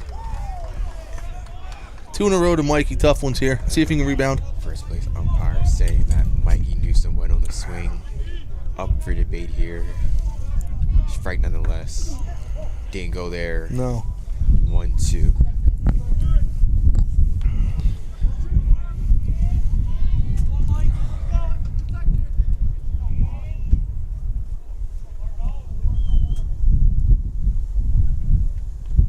Swings at one in the dirt, gets away, and it's going to be elementary from here, folks, as Mike trots down to first for the first out. Tough at bat for Mike there. Had a tough one on the called strike and also the foul ball down the left field line. Looked good. Looked like maybe a double to get him rolling. Instead, it's a strikeout. Yeah, very uncharacteristic at bat there by Mikey. Swinging on the ball in the dirt. Yeah. It hasn't been a good day for any of the Dundalk hitters in this lineup so far. Hector probably one of the only bright spots. Yeah, Hector had a nice hit, and so did Robbie Smith.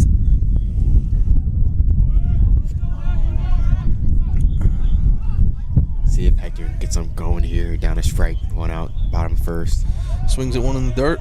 Kind of a half-hearted swing there, like he wasn't sure about going, but he had already committed. Sort of. His lefty has Dundalk very off balanced here. These first 2 hitters. A lot of ugly swings. That ball is going to be lifted right in the glove. Ball just seems like it's staying up for us and dropping for them today, folks. Yeah. Just the way it seems. Yeah, there's no other way to put it but that. Yeah. But again, not taking anything away from the Cougar. Rafael Gutierrez steps up to bat here. He's hit the ball hard. Just at people, you know. He's had.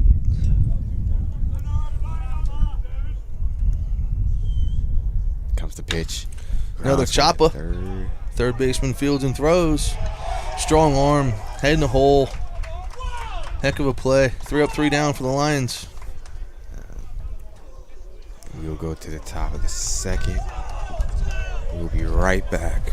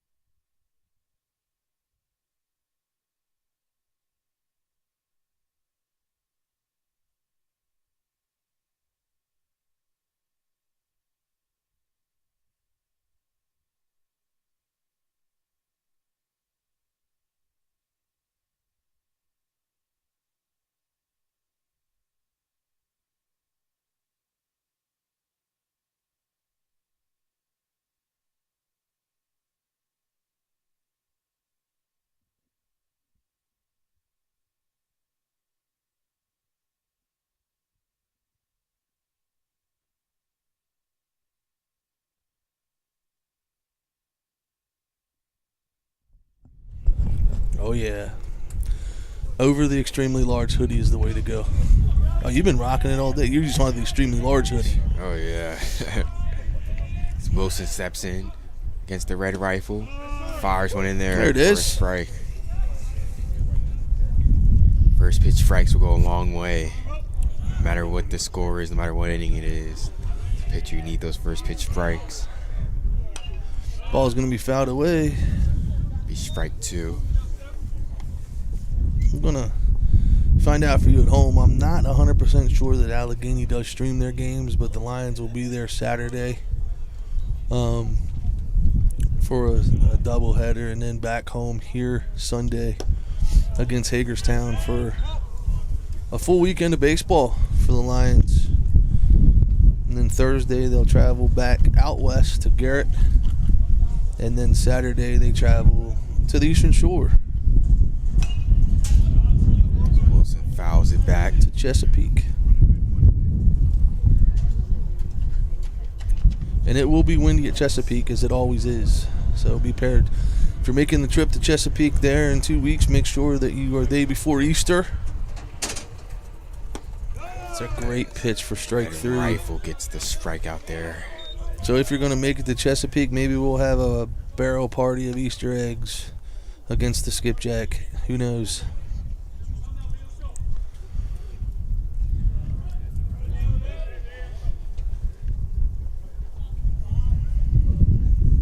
Number 35, Lindsay stepping in. Swings and miss. Made a big play there on that ground ball to end the last inning for the Lions. Yeah, stayed composed. Used his strong arm. Got the throw there in no time.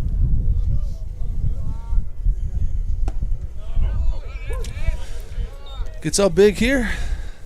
0 balls, 2 strikes. Important here for the Red Rifle to just get outs here. Good spot. Of course not. Here we go. The first inning chatter has kind of calmed down a little bit as both teams, no one wants to get anyone ejected from this game. Any game, but especially a game like this right now. That ball is going to be foul. Because that was a protection foul ball right there. Yeah, trying to hold up his swing while also trying to get out the way. Results in a foul ball there on Lindsay. A fluky looking play there. Was a great pitch right there. Misses. I don't Just know missed. I don't know where it missed, but it missed apparently. That was a great pitch. Here we go now. 2-2. And he misses away. Full count.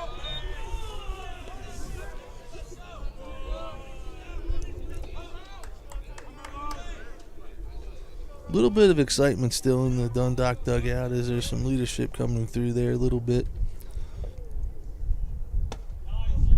Got him. Up and away. Rings him up. Ching ching. Second out of the inning. Yeah, got him there on a high pitch that looked like it was at the letters, maybe the umpire. But Antonio's been around the plate. Yeah, giving Antonio Bone a well-deserved bone, I might add. He's been around the plate. Yeah. You established that, you know. Those little nuances you can pick up on. Yeah. Those sort of things you get rewarded being around the plate. The umpire will most likely give you the benefit of the doubt on a pitch like that. The Red Rifle fires. The first pitch misses up and away for ball 1. Yep, ball 1. In there. Big week of baseball, though, here coming up. I think someone told me today this is a big week of baseball this week as the Major League Baseball season kicks off. Week we've all been waiting for since the World Series last year. Thursday? Yep, Thursday. Interleague, most teams, too, right? Mm-hmm. Starting off with some interleague play. I know the Phillies go to Texas to get Aaron Nola and Jacob deGrom first right out the bat. What a pitcher still that should be. Right out the bat. We're going with big guns from the start. That ball is lifted high. Shelley's going to give Chase room, and it's just going to drift. The wind is just taking everything out of play today. And to your point, with opening day, that's when most teams like to throw out their aces. Yep. So we will be seeing ones across the board, Yeah. but that's like a Yeah. that's a bam. Nola, one of the more consistent MLB pitchers. DeGrom at the top of his game. DeGrom in a new city, though. We'll see what happens. First time in his career, he's in a new city. Yeah, nice indoor stadium they had down there in Texas. I don't know. Let's see how he fares. Philly's lineup is very good. It'd be tough work for him. I saw, now I think it was yesterday. It might have been the day before yesterday. The oddest ejection in the history of baseball. Oh, yes. As JT Realmuto puts his glove out. Now the umpire had thrown the foul ball previously to the pitcher. So he sticks his glove out. He didn't feel anything. He drops his glove. The umpire dropped the ball, and he ejected him thinking he was messing with him. And JT Realmuto is not a guy that's going to talk or anything like that. That umpire, unfortunately, just probably put himself back in Double-A for a long time. Again, kind of like an ego thing there. Yeah. It was I'm bigger than the game type situation, or hey, look at me, and I've umpired and I coach and I played. The game's never about you as an umpire. The game's never about you as a coach. The game's always about the kids out on the field. And it's always about the kids out on the field. People that watch are not watching to see the umps mess up the game. Yeah. A guy like JT you mentioned, he is sort just of like one a of the nicest guys. Yeah, he's like a model citizen. He wouldn't. He'd help a guy up. There's a lot of guys on the Phillies roster that'll knock a guy down on second and not help him up. He's going to help the guy up. Yeah, he's a guy. He's out there enjoying playing baseball. Yeah. And it's just tough. The best at his craft, and just for it, what's he get? An early exit of a spring training game. Again, I'm sure he went and drank his water and did his running and hung out and had no problem with it. But still, they probably got him an at bat or two, maybe. He lost in that situation. Just one of those weird things. Yeah. Hopefully that wherever he ends up just learns from this experience and becomes better. So. Yeah. I hope we don't see him here. I don't know. We have seen a couple umps in this league. Not naming any names because I don't know names, but there's a couple that had a couple ego trips. Now we do have some umpires that do our games that'll also do Aberdeen, Bowie, Atlantic League play, like the Southern Maryland Blue Crabs, and the association's big, and this same association that houses the umpires for this league do a lot of Division III schools in Maryland, PA, Virginia, also a lot of high schools. You'll see some of the same guys here on Saturdays you might see on a Tuesday at any high school in the state. As Richie works the count 2-0, yeah, that's a great point. But just a fluky thing to see on the last days of spring training, just one that makes you scratch your head. Yeah.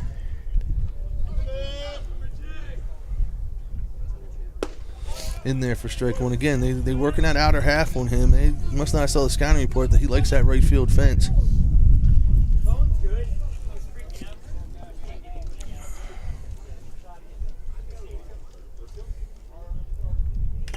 Foul ball.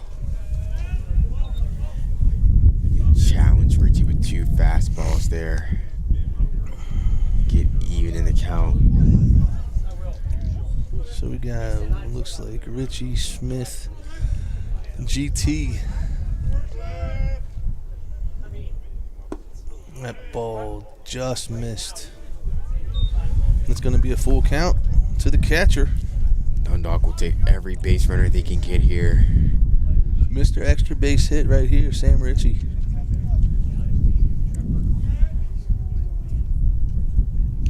Swing and a miss, catcher holds on, strike 3. Saw 2 things so far in these first 2 innings.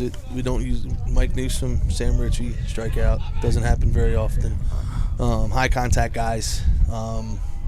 That's a foul tip, tough one. It's a tough one, but definitely uncharacteristic things here on this Tuesday conference game. Weird Tuesday conference doubleheader. I don't see a lot of weekday doubleheaders at the course of the season. Especially, Frederick definitely didn't have to. He didn't get to sleep in this morning. I can tell you that. All right. Yeah. Umpire needs to hand the ball to the catcher from now on to throw over. This weekday interconference Doubleheader has not been kind in lines thus far. Smith fouls one back. Even the count at 1-1.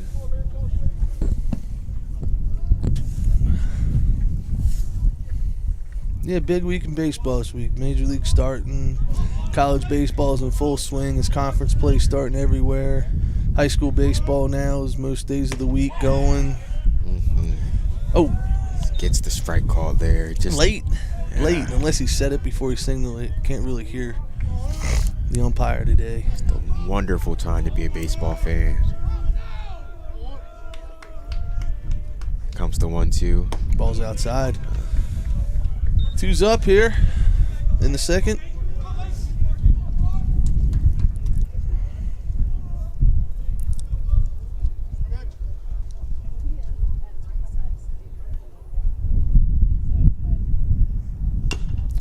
Ball's beaten, foul. No. Trend. Lack of velocity from pitchers. The Lions handle velocity really well. Didn't handle the, strategic pitching, the methodical pitching of the first game. Don't seem like they're seeing the ball and handling very well early on in this one. Same thing, not overpowering guys. Having a little bit of trouble with the off-speed pitches. Yeah. Fouling out many off-speed pitches, put in play hard contact. No. Foul balls, a lot of dribblers.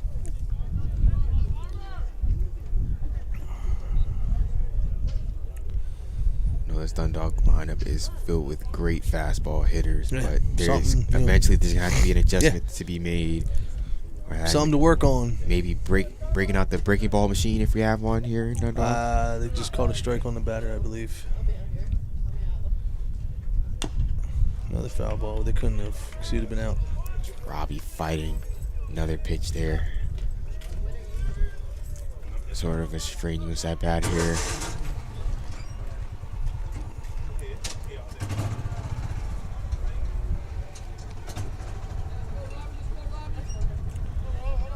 These batters have adjusted to getting in the box quickly this year. I've seen we had one little hiccup a couple weeks ago. Ball's another one fouled off. Having it back, kid. Having it back. Here we go.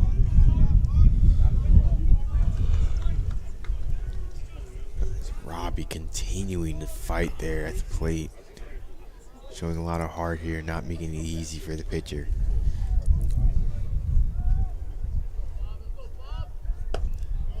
Misses down. 3-2 count, 1 out. Payoff pitch is coming.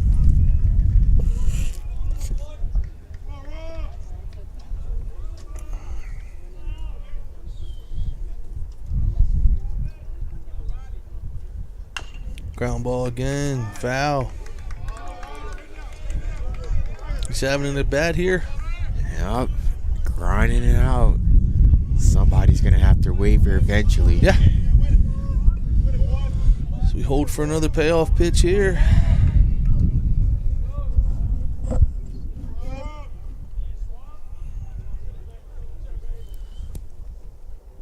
He's going to miss. Robbie wins the fight here as we have a base runner here in the second for GT McGay, the DH, here in game 2.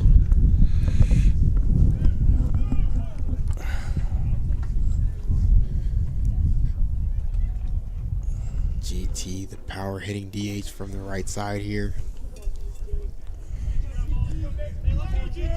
See how Robbie handles a lefty here on first base. All the way.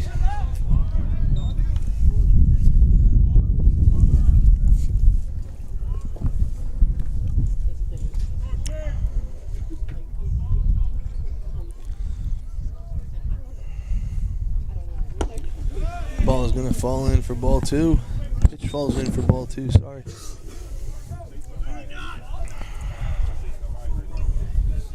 Can't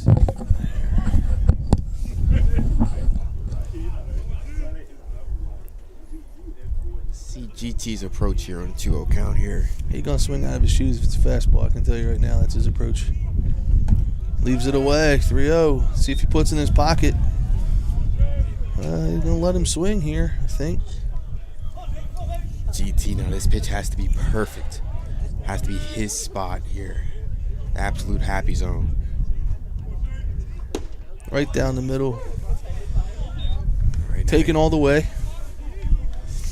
3-1. Strategy here. 3-1. Same approach here. Has to be right there. Yep.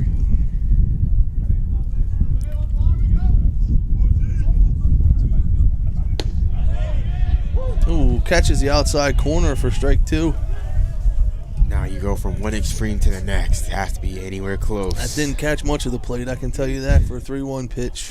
See if Robbie's in motion here at first base. He goes. Ball's in the dirt.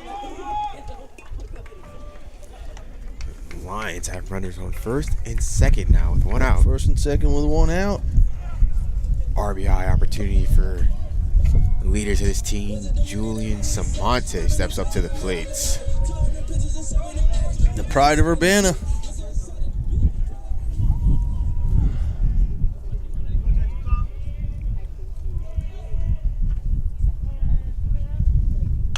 Curveball beats foul.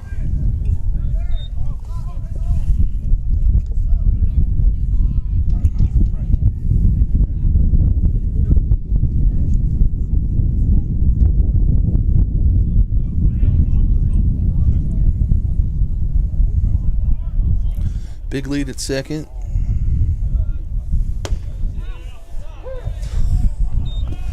Tough spot there. Yeah, the ump really favoring that outside part of the plate.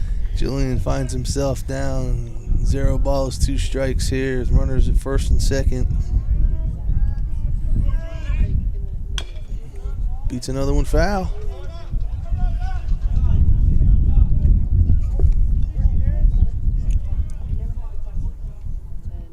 Dundalk showing a lot of fight in these at-bats. Down 10-0, I guess fighting hard is all you have. That's all you can do. That's all you can do.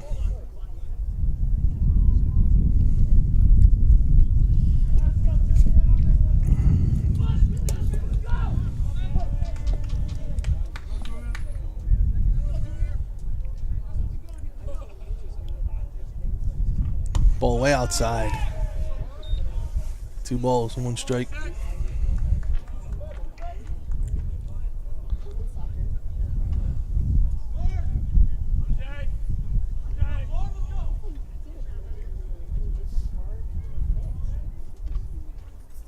Swing and a miss, strike 3. Got him on the bender. Now we'll see Mark Shelley here.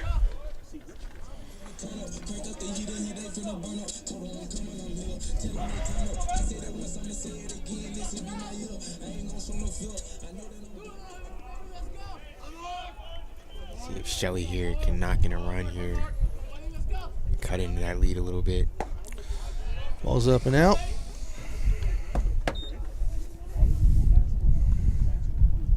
Two outs here in a game like this. These are opportunities you need to try to put runs on the board. Runner in scoring position. Smith out in second. In there for strike 1. Evens it count at 1.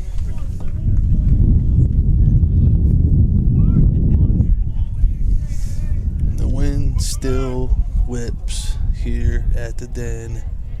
Relentless.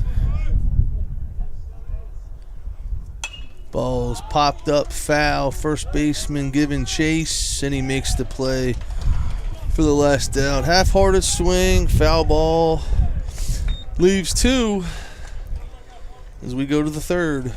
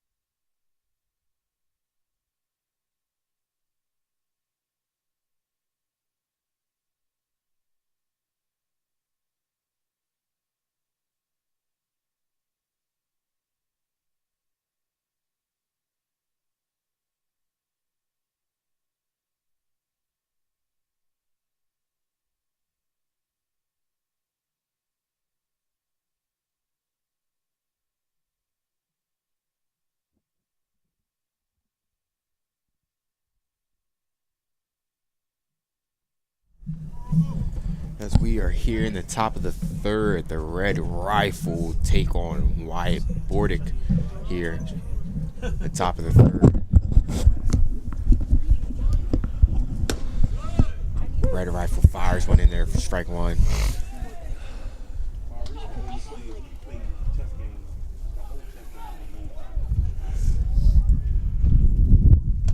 Swing and a miss. Let's see if Antonio can make some quick work of this inning here. Little 1-2-3 action.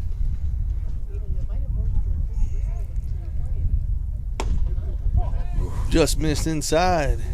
Close miss there by the Red Rifle. Power we've seen at times doesn't give those pitches to the pitchers. Foul ball. Straight back. Still 1-2 count.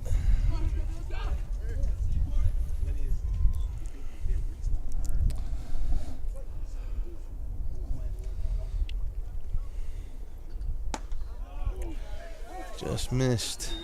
Off speed there, moving across the plate a little high. Keep them off speed pitches low. Yeah. Just with nobody on base, you don't have to worry about the pitch getting away. Just missed inside. Runs it full.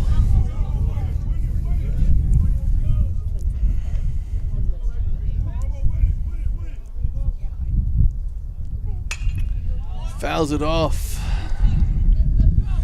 Job there by the batter, Bordick, keeping his at bat alive. Sorting pitches out he doesn't necessarily like.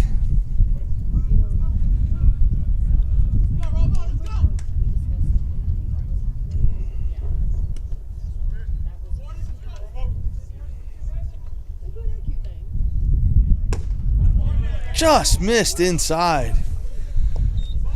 Tough pitch. A lot going on here on the campus of Dundalk as you follow their Twitter page. Intramural kickball coming up or starting soon. Pickleball tomorrow? Pickleball tomorrow. That does not mean that the ball looks like a pickle. All right, in case anyone's wondering. Pickleball, one of those new up-and-coming sports around the country. I believe. When I was in college, long time ago, one of the units we had to learn in physical education was pickleball, and they kept talking about how it's going to be the craze of the future. And I'm looking at this game going, get out of here. There's no way. Now, just a couple years later, it's huge. I mean, I drive in any park I go to back home on a Saturday morning, there's people playing pickleball, and it's a big deal, man. They got tournaments going on, and just a good way to leagues and good way to. I'd say a better way for people to get exercise than throwing beanbags. All right, even though throwing beanbags is fun. Strike there. And a little cornhole before a sporting event never hurt anybody. But when the cornhole is like your competitive sport of choice,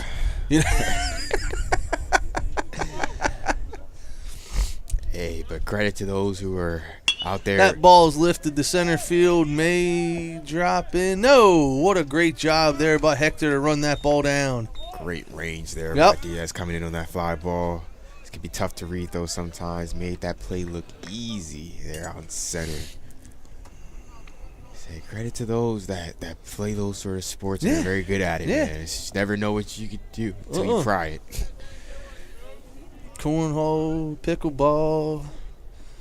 I do actually think people do still throw horseshoes, though. Like, I do think it does happen. Like, very small population.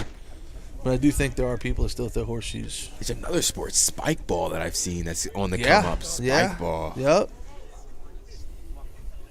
A lot of interesting newcomers on the sports scene here. Yeah. Alternative ways of getting exercise, always important. Mm-hmm. The Red Rifle misses again.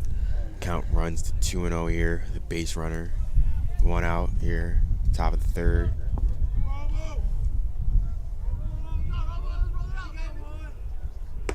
Swing and a miss. I know the kickball, the adult kickball in my home county, the fall league is huge. They sell out every year. Kickball, huh? I just shake my head.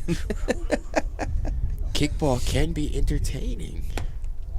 Just missed. One of those childhood games you always think about. Childhood. It's just always fun playing kickball. You were way better as a kid than you are as an adult, I can tell you that. Oh, yeah. Yeah. But, missed inside. Ball's going to get away on the walk. You get there and cover it. Now runners on first and second with one out here. As Jones steps back up to the plate.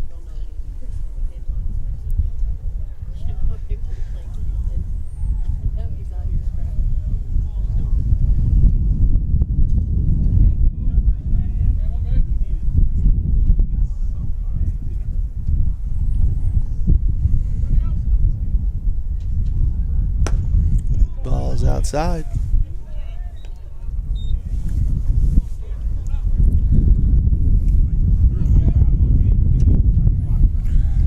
One out. Runners on first and second here. It's a foul ball off the building here.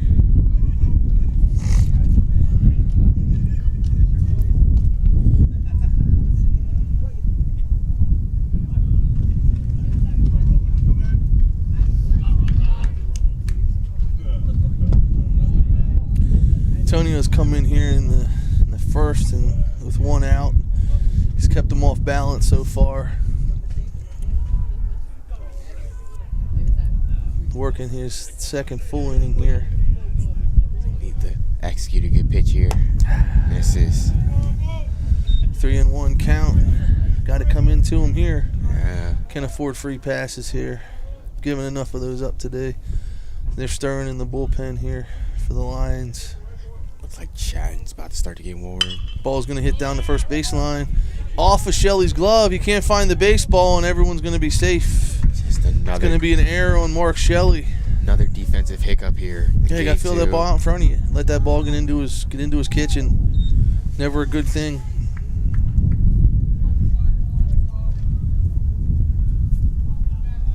I mean, his only play was at first.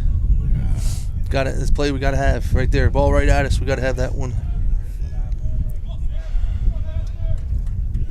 Right of rifle fire. It's the fourth error now for the Lions on the day, or on the game. Sorry, not the day. You got to be careful here because this is the guy that hit the home run. Yeah, this guy can rake it. He's a raker. Yeah, that home run was far down the left field line, ended up on the hill. On the left field wall. A new term used for someone that can hit real ball. A raker. He's a raker. Raker, bomber, all those euphemisms apply to this guy. He's now in a hitter's count 2-0. And the runner's going to score here on the pass ball. Sorry, the wild pitch, I would say. I don't know if I'd call that a pass ball or not. I don't know. Depends on who's scoring. I don't know who's scoring, so I don't know how they're going to score it. That the Lions are just exacerbated here. Just lack of energy, lack of days to play here. Only 3 innings into the second. Got to get going here. Got to get going. 11-0 now. They don't make adjustments. This could be another game that could end early here. Yeah. Antonio misses down. There. Loads the bases with one out. We out. have the big first baseman, Greeny.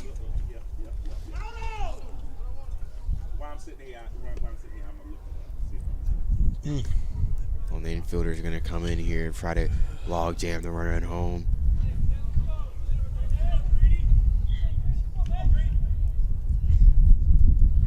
See if the Lions can work some magic to somehow get out of this inning. It's a good start there. There we go. Strike one. Here we go. Now we got Ray Doherty up.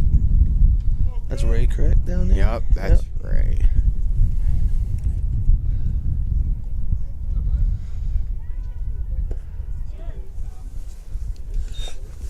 Ball away. 1-1.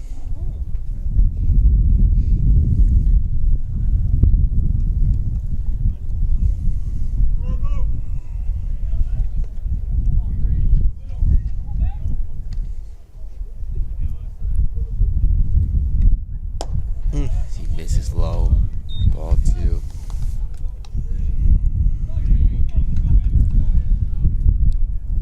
Gotta find a way day here to fire strikes. Yeah, Anfield's got to get the bellies dirty here. Anything right or left, we got to lay out for. Nothing can get through easy.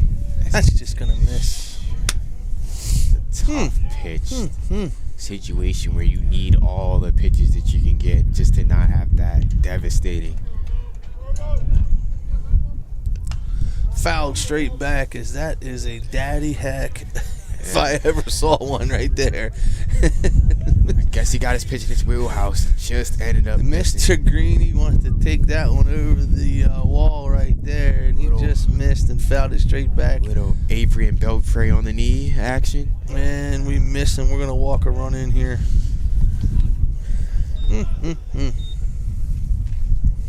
Not the day the Lions were looking for when they got up this morning, I can tell you that. But a day that the Cougars are used to having. You know, this is pretty commonplace for them. That ball is ripped into right field. That's going to score 2. As Mikey fields and throws into second base. I can't imagine Antonio's going to go much longer in this game. Just one. As they hold up the runner there. They hold up the runner at third. Way to get the ball in fast. They're scurrying in the dugout right now. Guys, looks like it's probably going to be his last batter. Once again, had the bases loaded here. Yep. Just the overall, after all the good vibes from last week, win just one of the more humbling experiences. And that's this game. Yeah. This game does it to you. Ups and downs. The Lions use this day, think of this day, the next time they're faced with that last rep and they're tired and they need to get through, whether that be in the weight room or the field. Yep. It's one of those humbling experiences that allow you to get better.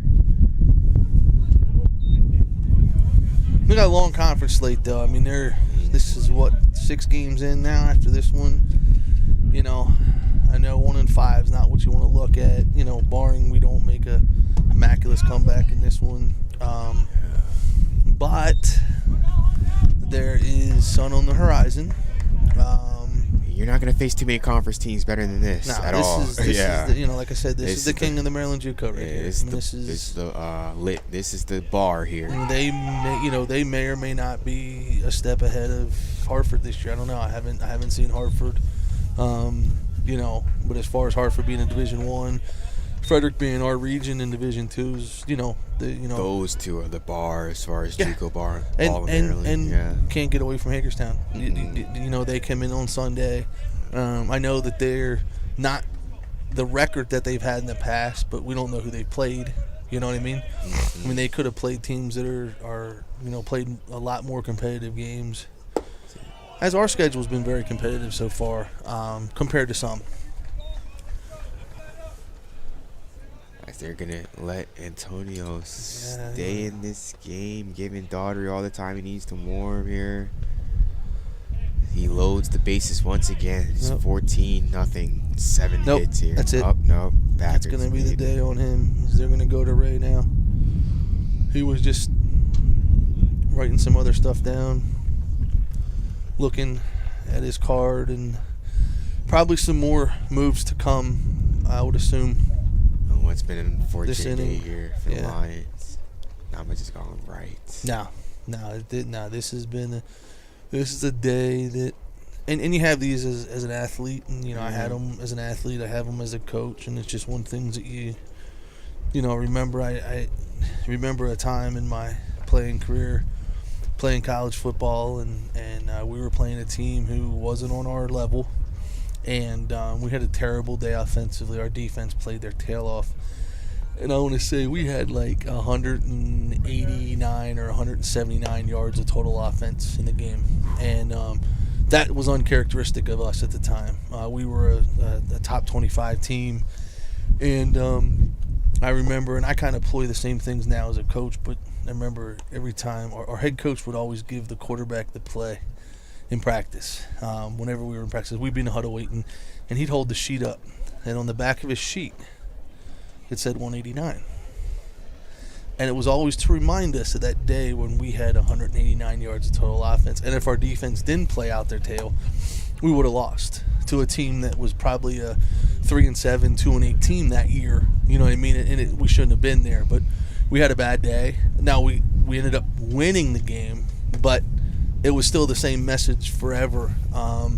And I employ the same things both as a football coach and as a baseball coach now with my guys. Anything I can look for a little bit of motivation. You know, last year our baseball team over spring break, we laid an egg, 2 games, like 28 runs to none. So the number 28 was all over everything. You know what I mean? The rest of the year. Yeah.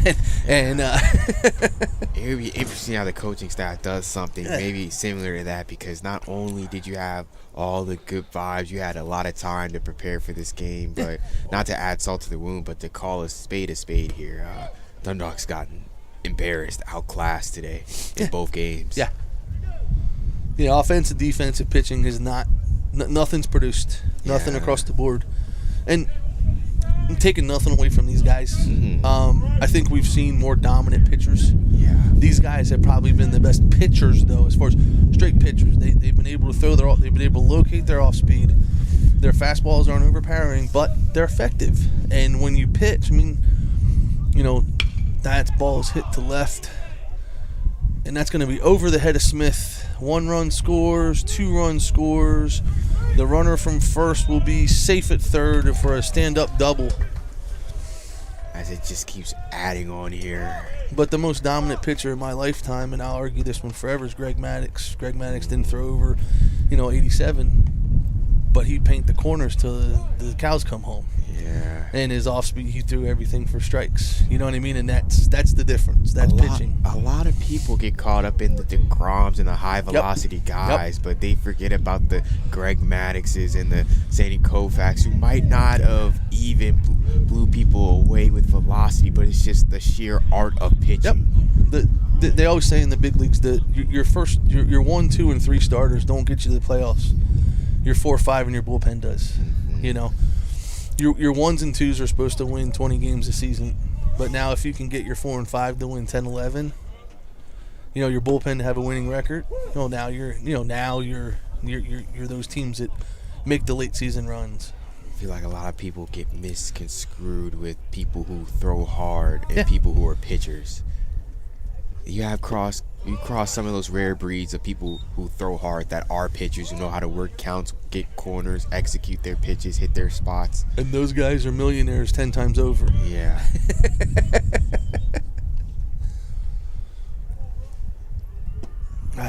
Drops it in there for strike 3. My daughter goes out there and strike out there. Just doing his thing.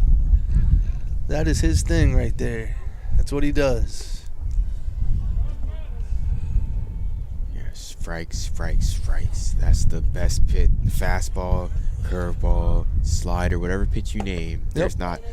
The strike is the best pitch you can ever throw if you're a pitcher. Yeah, absolutely. Just like a guy, just come in and say, "What pitch do you throw?" I throw strikes. Music to manager's ear. Yep. I've had a lot of players that come in and said, what do you, Coach, I give you 3 innings. All I'm going to do is throw strikes. Go out the mound. Go. I want 3 innings of strikes. The ball's foul. Because when you get a walk, you get a base hit, you get another walk. Your defense just lulls the defense to sleep. And then you get, that ground ball that's right at you miss. Or the fly ball, you don't quite take the right route that you're used to taking. All that added pressure just weighs on the defense's back. That might not be there physically, but just mental pressure's there.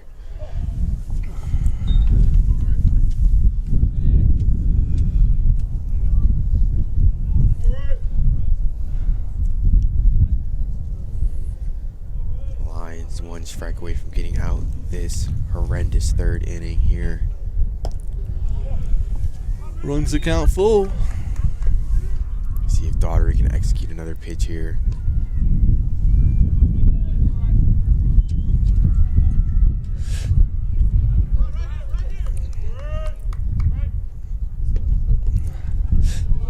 Ball's away. Loads of bases again.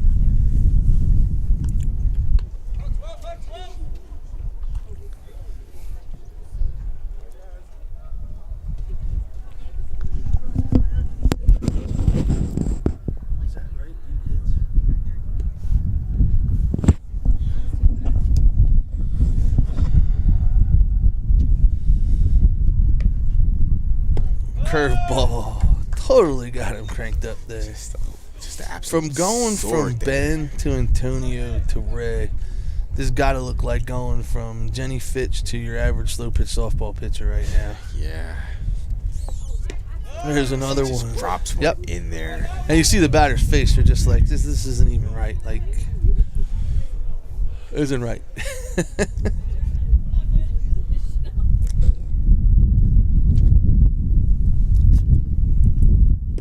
And that's the third one. And the batter is giggling a little bit, folks. Daughter comes in. 2 Ks. Yeah. Not any.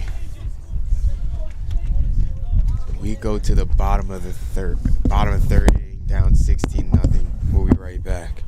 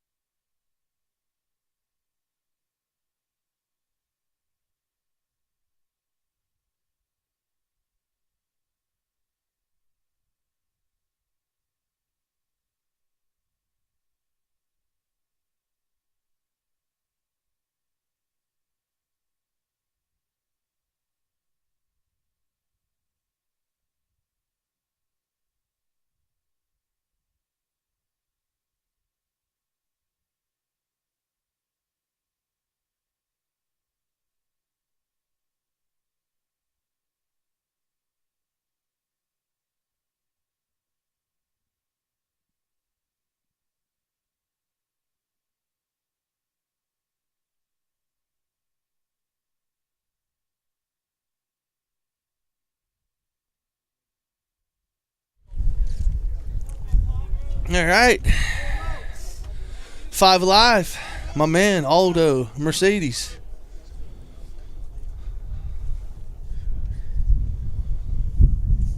See if Aldo can provide a speckle of light here. A plethora of new hitters here for the Lions this inning, as there are several young men who haven't got in yet, or getting bats and helmets and trying to find batting gloves and taking sweatshirts off and all kinds of crazy stuff in the Dundalk dugout here.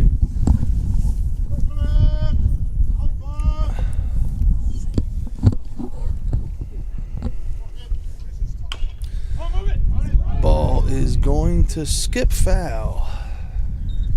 Thank goodness it does. Yeah, kind of hit somewhere in the box before got out there and felt fair play. So our stat guy is going to be on his toes this inning, as he is going to have a ton of changes to his box score.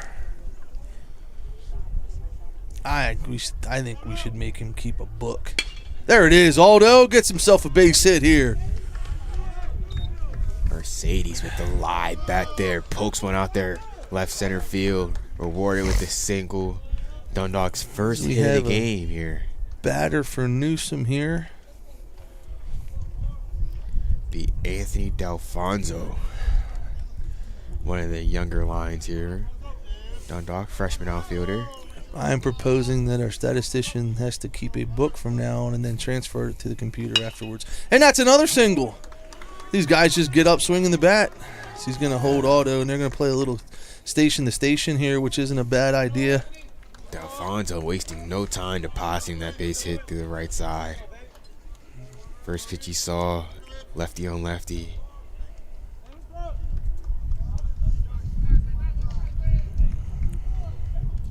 That Darwin Reyes stepping into the box. All right. Another freshman outfielder here, Dundalk, out of New York, New York.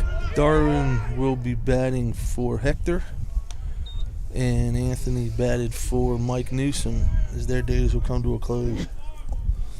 And Aldo batted for himself, just in case you're keeping score at home.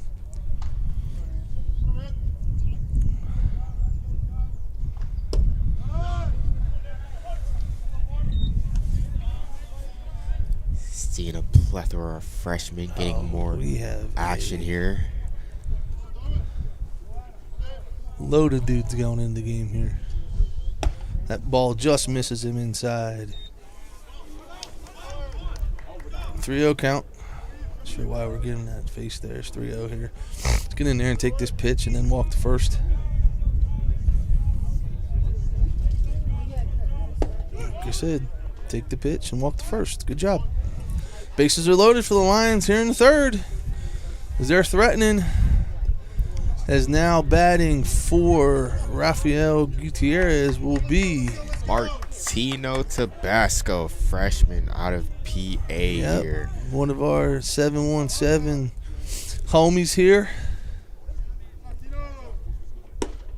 The 717 crew is strong down here. As officially we have 3 717 homies. Let's see, Martino. Martino's 1. Let's see. Deuce Dalton is the 2nd. Deuce Dalton, yeah. And can you pick the 3rd? Dylan says he can't pick. He played in game 1. Taking a guess. Be Mr. Lux? It is. Yeah. It is. Born and raised in the 717.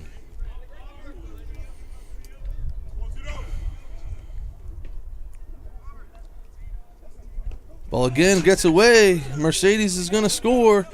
And just like that, the Lions are on the board. Dundalk's going to lead a lot more magic to try to extend this game here. Remember, the mercy rule is 10 after 5. Dundalk trailing by 15 runs here. Still a lot of time to extend this game and get through 7. Tabasco with the RBI opportunity here. Swing and a miss. Strike 2. Count goes to full.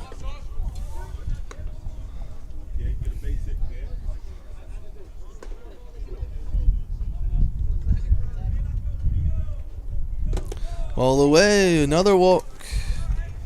They're gonna make the Cougars get a bullpen going. They got one going up now. Yeah, they're gonna make the Frederick maybe use another pitcher here today.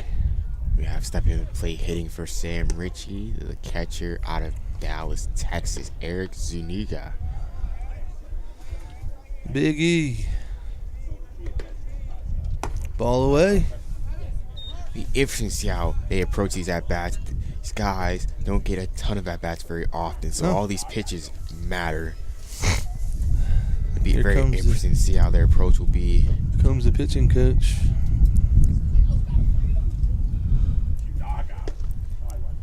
You already seen Aldo Mercedes with the base hit. Alfonso didn't waste time with his at-bat. No.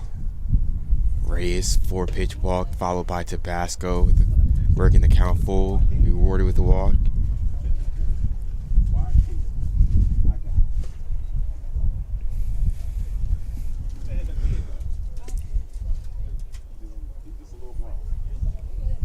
Yeah, I knew I'd get you on that last one. I knew I'd get you on the 3rd one.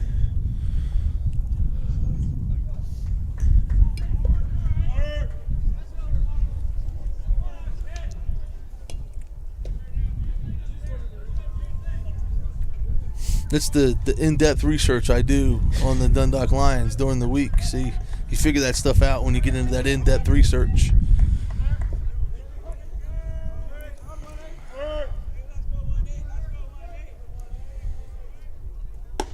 And I don't do the research on the social media like you guys do. Like, I don't follow them on any of that stuff. That's out of my realm. Some well-documented lines on social media. I'm like a Facebook, Twitter kind of guy. That's about how it goes.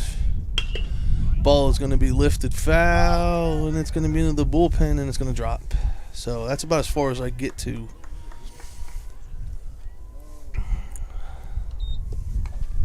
Still trying to figure out how, like, I can connect Facebook and Twitter together. I know it can be done. People do it. I just can't. I don't know why. Ooh, connecting Facebook and Twitter. So if you post on one, it just pops up on the other. So if anyone got any hints, you can chime in the chat and give me instructions on how to do that. That's a ground ball to second base. I'm going to just get the one there as another run comes across the plate here. One out here in the third inning.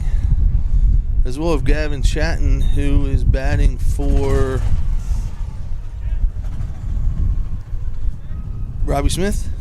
Yes, Robbie Smith. I was waiting for someone to help me out there as my head was down, and really everyone just looked at me like, you figure it out. Great team at bat there by Zuniga there. Nice. We aren't the best announcers in Maryland JUCO for nothing, folks. Best Maryland JUCO has to offer. God, I feel sorry for him. Another ball. He's struggling to find the strike zone here this inning. Yeah, a pitcher that had the Dundalk starters kind of looking lost up there when we began this game. And I know it's not much, but pitching with a lead compared to, and I know it's 16-2, but this is the first pressure he's been under, and you can see the coaches now are trying to get that guy in the pen hot real quick. He is a big feller. Good Lord. Yeah, he's up there. Big old lumberjack dude about to come in. Chatting walks on 4 pitches. I don't want to say anything mean. He might come beat us all up here. Watch, you gotta watch what you say about him. Yeah, I'm ducking behind Rich first. That's all I can say. I got you, brother. That's a big old dude right there. GT, talk about social media. Yeah, this guy is no stranger to it. I've said it from day one. I mean, it goes Logan Paul, GT McGay, 1 and 2 in the universe. Mm-hmm. I think GT could give Logan Paul a run for his money. He just needs his own show. Yeah. He needs his own show. He's the platform. Let's get him the platform. If he has his own show, it's over. That ball's lifted. Cranked. Looks like just average center field, though, today with the wind. But that's going to tag and score as the sauce moves up. Off the bat, it looked farther. But that wind just said, not today, feller, not today. So we'll get Julian Samante. Looks like he's going to stay in the game here with everyone else exiting. Dundalk, nevertheless, putting what it seems like lipstick on a pig. Yeah, just putting a little pressure on here. I mean, and it's good for him. It's going to add competition in practice tomorrow. And gearing up to this weekend. Just getting some momentum, pushing some runs across the plate will do good for Dundalk. Get a little bit of that batting momentum going. Swinging and missing a ball outside the zone here. Come on, Julian. Stay within yourself here. We got sirens going on. The wind stopped for like 1 second. We're lifting balls to center field. Turned him around 3 times. He found it and makes the catch. Good charge in it by Samante. Because now we're going to see where all these guys are going to go out in the field here. I don't know. Well, we know the Z-Man's going to catch. Looks like Reyes is going to center field, yep. Like Alfonso will be Looks going like, to right. And Chatton might go to left. Chatton going to left, yep. Alfonso to right. Anthony, right? Anthony. Yeah. Mm-hmm. Anthony.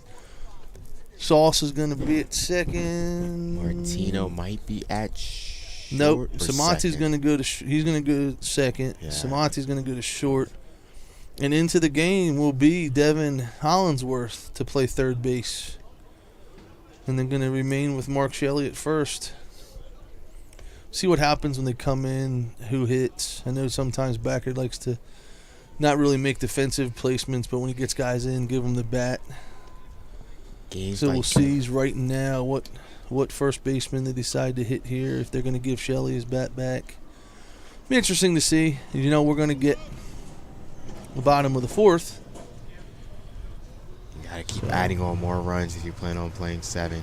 Yeah, we just need to keep playing baseball, and that's all, and not really pressing. We'll see what these young guys can do here. If you're a young guy out there, opportunity here to make a statement. Show that you deserve more playing time here. As you said, this team, or just college JUCO teams, are just one big competition here.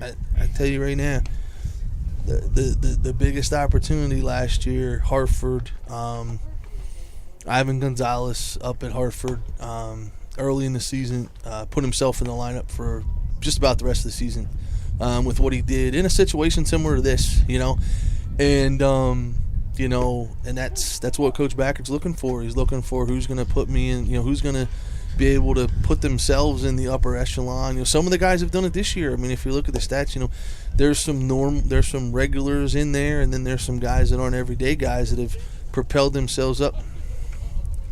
You got them? All right. Umpire was asking if we got all the changes. I was just wondering if he got all of them. Because there is a lot. So we got Chatton in left, Riaz in center, Anthony's Delfonso is in right. Shelley stays at first. The Sauce Man's at second. Samante moves to short. Hollinsworth at third. Z-Man behind the plate. Ball lifted to left field. Track, wall, trees. On the first pitch of the inning, the pinch hitter, number 9, goes deep right to the right of the Den scoreboard. Pinch hitter, first swing of the day. Robinson wasting no time there. Saw a looper from tattooed that one. Saw a looper from Ray.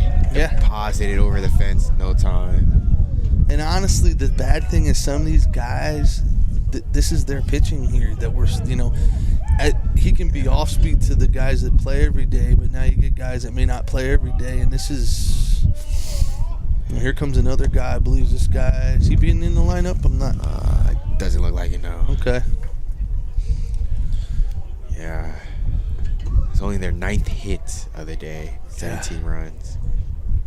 Another one bends in there. So most of the regulars are now out for the Lions here, minus Samante, who played in Game 1 and Game 2. All of the starters from Game 1 have exited in this 17-3 ball game here.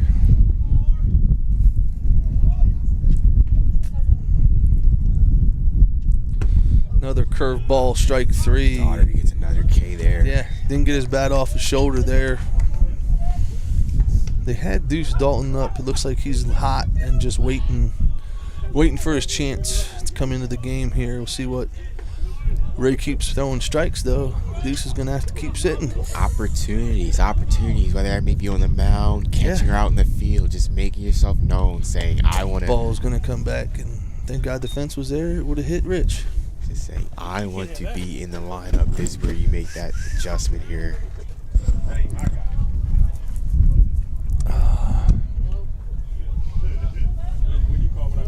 Here's the wind kicks back up here. Ball's going to hang. Pitch will hang for ball 2. Another pitcher up here for the Cougars. Not the really large guy. He sat down.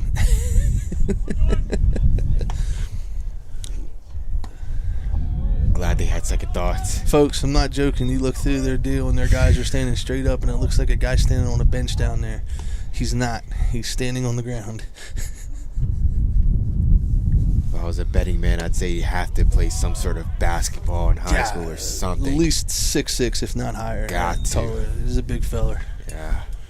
The walk there to number 28.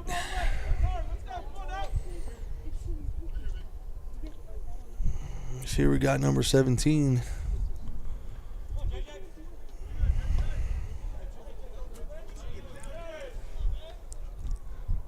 Curveball in there for strike one. Daugherty dropping that curveball. Doesn't matter the count. Locating it well early here. Outside.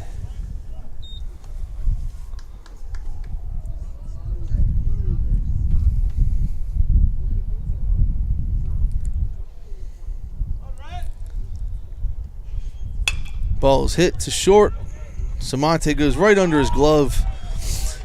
And we're going to jog after it, and the runner's going to move up to third.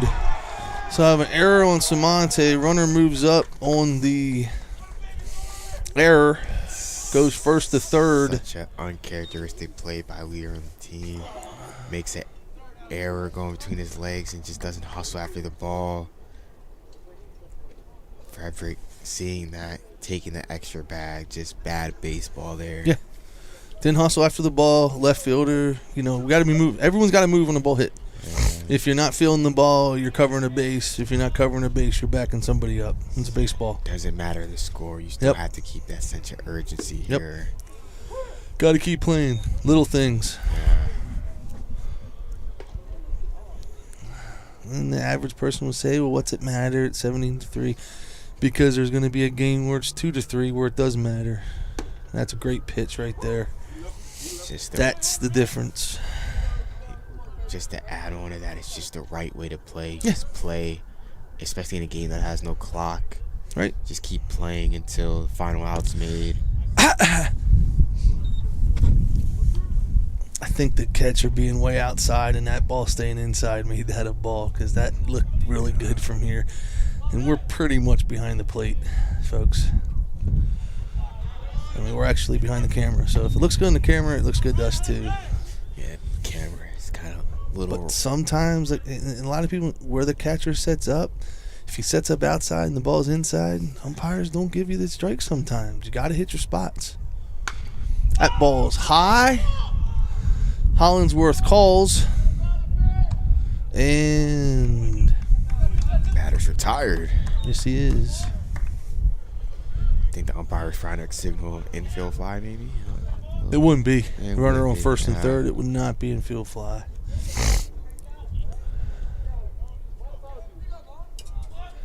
There's a big fella here.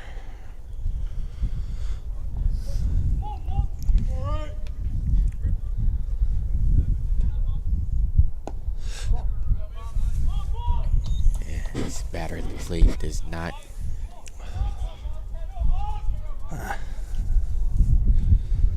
Long hair, beard, tall guy. Does not skip meals and eats his Wheaties. And that ball's deep, and that's in the vacuum. That ball's going to carry, folks. That's out of here. That's at the spot. He hit the vacuum spot right there, as we call it. He took the swing, and the ball found its way to that jet stream that just carries out of here. The wind doesn't affect every that time. ball. Nope, not at that spot. That spot, the right center, and it's not a short poke. I mean, and it just carries there to everyone, especially the righties. Mm-hmm. Lefties not so much, but for some reason the tail away, the backspin tail away on that.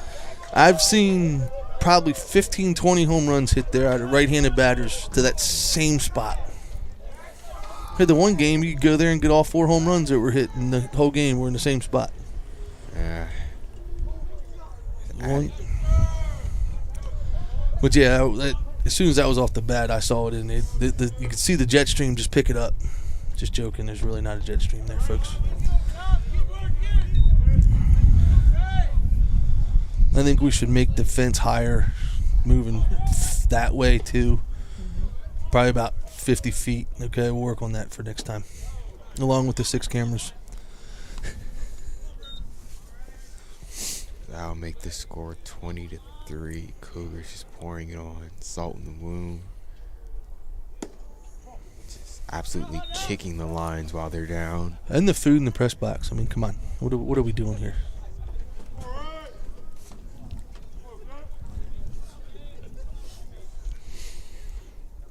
That ball's hit hard down the line. Watch out in the bullpen.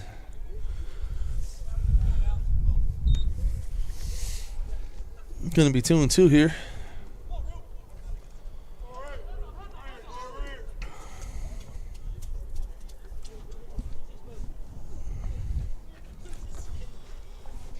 A pitch got out of the bullpen there.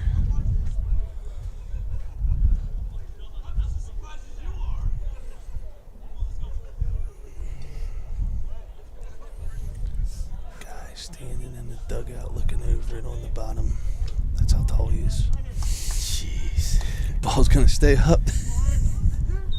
Still talking about the tall guy for Frederick. He's standing on the bottom of the dugout looking over the top shelf right now. I mean, I think he's number 71. Yeah. That should tell you all you need to know. He needs to play left tackle somewhere. That ball's hit the center field. Looks like it's right at Mr. S, and he makes the catch for out number 3. Little life left in the Lions here at the bottom of the 4th. A couple guys still popping out of the dugout and high-fiving. Not too many. Yeah, overall, terrible day for the Lions here. Oh, it is the big man. The big man is on the mound. You got a profile on him or something? I got to look it up right now. Watkins, can we get like an official measurement on him? Let's see. Statistician pulling it up. Watkins. 6'6" out of Jefferson, Maryland. He's bigger than 6'6". It's Jefferson, Maryland? Yeah. Went to Brunswick High School. Okay. Hey, he's bigger than 6'6", man. Just calling it. He's like 6'12" on the mound, just in case you guys know that. Yeah. And if you're really struggling with that, 6'12" would be 7 foot. Okay? All right, here we go.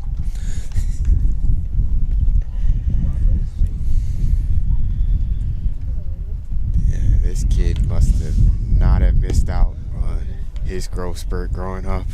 No, he didn't miss it. Actually saw him when we played there last year. They had another guy too.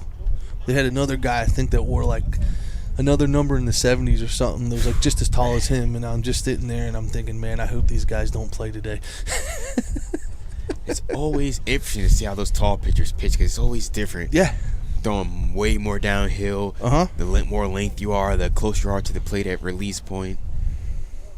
Like some Randy Johnson action. Except that this guy's a righty. Yeah. Randy Johnson's lefty. And he doesn't throw in the 90s. Yeah. So there's a lot of differences, except for they're both tall. But man, it's always a spectacle to see a tall person on the mound. Here we go. Yeah. Shelley's going to be the first one. Mark Shelley's not a small human either. I mean, it's not too often that Mark Shelley looks up to somebody, but he would definitely look up to this guy. Yeah. Reminder that there's always bigger fish out there, folks. Yes. This guy needs a beard. Wow, I'm surprised he doesn't have one. Yeah, he needs a beard. He'd definitely be the lumberjack if he had a beard. He doesn't have a beard.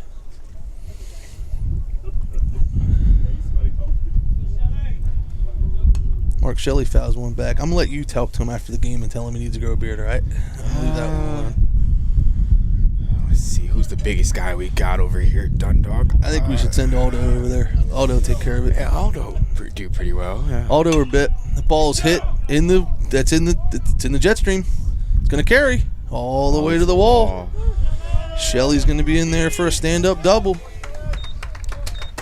Young Lions still showing some fight here, some spunk in the dugout. And at the dugout, getting their opportunities at bat as another Lion will come in the game. And we're going to get a runner here. Number 11 is going to run Lorenzo. More than likely he'll stay in and play first now. Hollingsworth coming to the plate to get his first at bat. Yep. Hollingsworth getting an opportunity to swing it.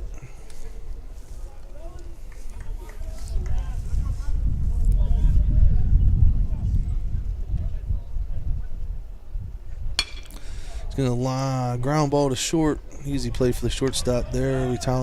Retire Hollingsworth. Back to the top here as Lorenzo moves to third on the ground ball.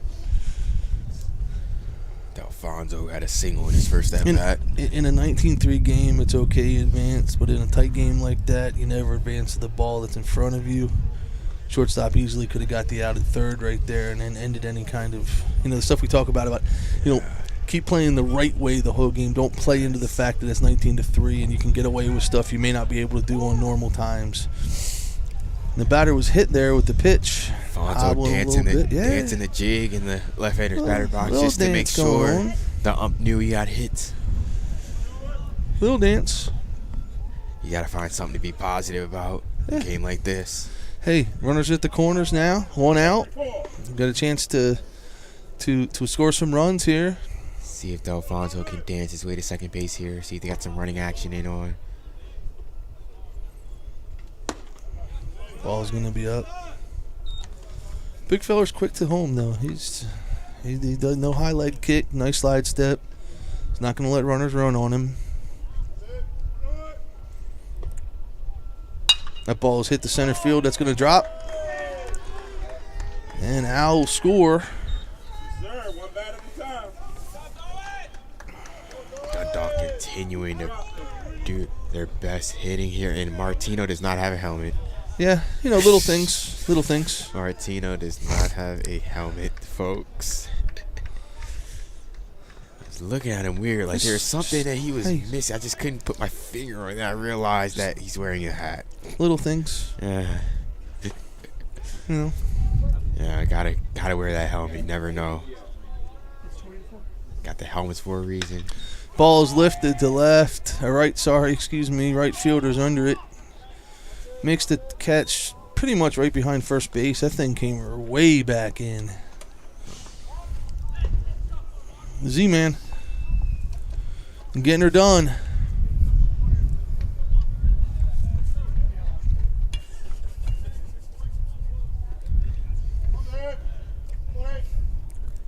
Dundalk chasing 16 runs here. Need about 6 or 7 more to extend this game past the 5th. I mean, this team a year ago lost to CSM 22-2, came back and won like 5 in a row. It can happen. It's just one of those things. Still is March. Yeah. Yeah, got along with able to go a lot more. There's a nice ball hit the short, right by the shortstop. Fonso's going to come around. There's going to be a play at the plate. He's safe. Everyone should move up at least one. There we go. We'll get a base hit there out of the Z-Man. Get some stats for some of these young guys here that may not have had any so far yet this year. Eric coming in, picking up two RBI, I believe. Yeah, 2 RBIs. Yeah, why not? I said you cannot waste these at-bats. These are still important at-bats. Cannot waste opportunities no matter what is the score here. You got to keep playing. It's nice to see those. You look in the dugout, some of the older guys are still locked in. They're still talking to the younger guys. Mm-hmm. That's important. It could be easy for everyone to just hang out at the end of the dugout and say, oh, woe is me, blah, blah, blah. They're not doing that. And it shows a lot of character. Just chatting. Takes strike 2 there. Chad can cut closer, put Dundalk in striking distance of breaking this mercy up.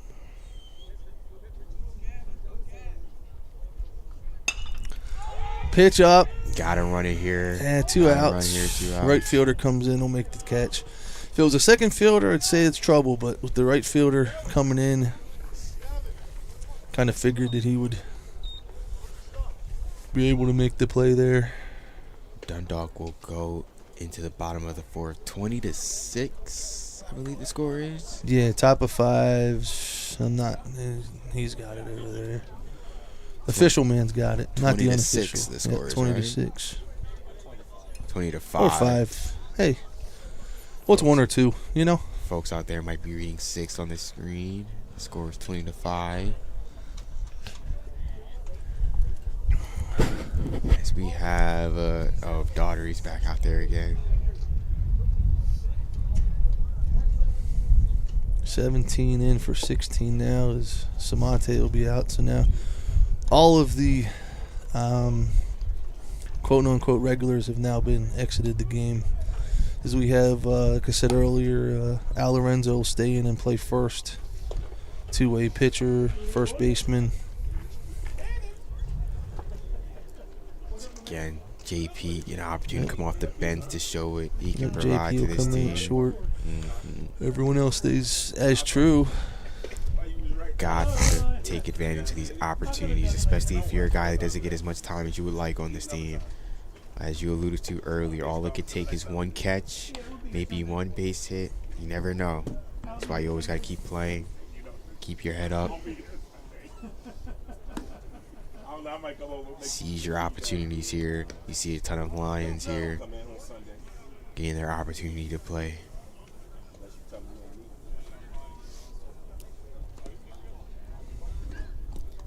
See if Dundalk can put together a 1-2-3 inning here. Ray has gotten a couple Ks. It's been a lot of runs mixed in between. See if we can get a quick half inning here by the Lions. You got Reyes down in center field here. You never want to see that. No. I am not sure who they would go to here if he has to come out of the game. I don't know. Couldn't see what happened there. Went down. Trainer. So you have to alert the trainer here. Gosh, I'd like to see that at all. Know if it's a cramp or if it's a, actual turned his ankle or something. For us, we just hope that it's not anything serious, just probably maybe slightly a cramp here. Darwin, one of the younger Lions here. Still a situation of who would go in the game. Have to be Gonzalez, I'd assume. They don't have many outfielders left. Sammy Kahn, maybe? Is Sammy still nursing his foot is the question. Because I know he had a foot injury that kept him out for a little while. I mean, I see he's got a helmet on, but he may have just been having a helmet on to be safe. Nothing wrong about safety. Yeah, but Sammy would be one. Ivan would be the other one. Did not play in this game. I think every other outfielder has made an appearance in this game. So it would be hard to say who they're going to go with here without moving a guy out of position. And that's not really something you want to do in this situation, is just throw a guy in the outfield for, to get out of this game. You want to put someone there, because then that just leads to possibly more injuries when you have guys playing out of position and stuff to that nature. Darwin there getting the brink out in center field. Returns to his feet. Looks like he's going to try to test it out, see how he's feeling.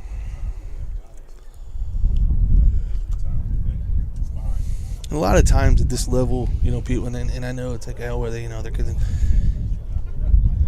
It looks like he is going to be okay. These guys, JUCO level, they don't have the nutrition and the things that the NCAA schools have, and just one thing they don't have is the meal plan. And I saw a lot of guys in the last 2 years have cramps on days that you don't think guys would cramp when it's cold, but they're not hydrating themselves in the nation. Whether it's cold or hot, you still have to drink enough fluids, enough water. More than enough. Yeah. You can't drink enough water. Say a gallon a day is the estimate. You can't drink enough, and especially out there. And these guys don't realize that they're still sweating. Like I remember, you look at some of their hats and you're like, hasn't been hot yet. Why does your hats have sweat marks on it? And they don't even realize they're sweating. You know what I mean? Because it's a cold day. Yeah. You said it's part of the JUCO that people don't realize that these guys don't have meal plans. We have one just out in the field right now. Let me think and just guesstimate. 1, 2, 3, 4, 5, 6. 6 of the 9. Did I count 6 of the 9 that aren't living at home? They're living on their own. Yeah. And some. There's more than that in the dugout, of course. Some not having the abundance of resources and money to be able to feed themselves on a consistent basis. It's a grind, and that's part of the grind. It's part of what you do to play the game and to keep playing and to get your education and those things. Find myself trying to fight for meals. I don't eat as often as I used to anymore. Can only imagine how bad it is for the guys that are playing out there. It is a grind. Daugherty has a 3-1 count, walks the batter. Yep. Seems like Reyes is okay out there in center field. Maybe just a little cramp flare up. Never want to see somebody go down, especially at a time like this where you're just out here trying to get reps in at this point.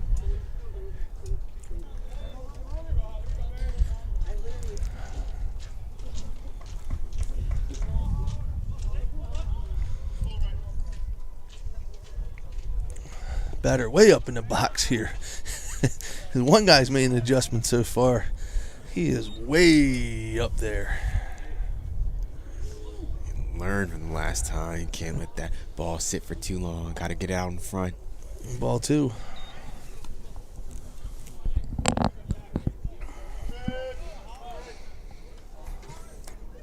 See what Ray can do here. Ball is lifted. Right field. Drifts a little, makes the catch. So again, this Saturday, the Lions will be at Allegheny, College of Maryland. If you're traveling out, leave early. It's about 3 hours from Dundalk. Just get on 70 until it turns into 68 and keep driving until you get to Allegheny County, until you get to Cumberland. You're close. And when you're out there when 70 turns to 68, you know you're far at that point. I've been out there, various road trips. It's country out there when 70 turns to make that upward. 70 makes that upward turn into Pennsylvania, not too far off from Breezewood. Yep, right there, the Breezewood exit, going to Bedford, and straight up to Altoona. Not that I've ever driven that way before, but I have a few times. It is far out there, man. It's far. I don't even know how far Allegheny is past that point, but it might be a little bit more far. And for a lot of us here, you know, your vehicles aren't used to going up mountains, and I know that whenever we go out that way, and then all of a sudden you're going up those hills, and your car's like, yo, what are we doing right now? Yeah. There's a swing to second. We get 1, 2, and a double play. Ends the inning. Great turn there by the youngsters. Tabasco and JP Morales working together. Yep. We get the fly out and the double play. Erases the threat. We go to the bottom of 5. Dundalk needs about like 6 here to extend the game. Yes. See what they can muster up here. Dog showing a bit of life here. But you're really going out there when you get beyond Cumberland. And then you get beyond Frostburg. With all due respect, the tiers of society up here in the populated parts of Maryland, we just always say to ourselves that point past Frostburg and Cumberland, we could just donate that to West Virginia. I'm sorry for our folks out there. That's just what we say down here. Like, that part is just West Virginia. Similar to the Eastern Panhandle of West Virginia, they say you can just give that portion to Maryland. Yeah. Or at this point, while you said that, it'd just be no man's land, because it seems like neither one wants it pretty much. Got some beautiful scenery out there. It's just that, man, I love it in the fall. I absolutely love going out there in the fall, seeing the leaves change and the mountains and stuff. I love coming over 70, like getting to Frederick, and you get that little scenic area, and you come down and you see the town, and you got all the growing up in the valley by mountains, I miss them so bad. I miss those, and I miss railroad cars. Railroad cars are everywhere, and it's just so hard. We got Sammy Kahn here. Sammy is betting for GT McGay. That's going to be lifted to center field right at him. 1 out. 1 pitch, 1 out here for the Cougar. JP Morales stepping up, getting his first at-bat of the game.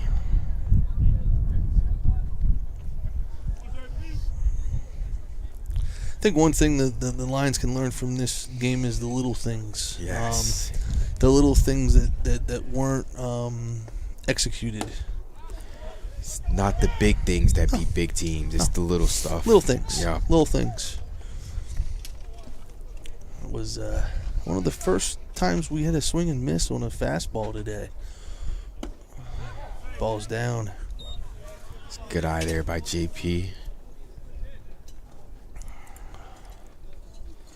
Out of all the batters have faced, there hasn't been too many swing and misses there. Ball's up. Lorenz on deck here as he entered the game for Mark Shelley.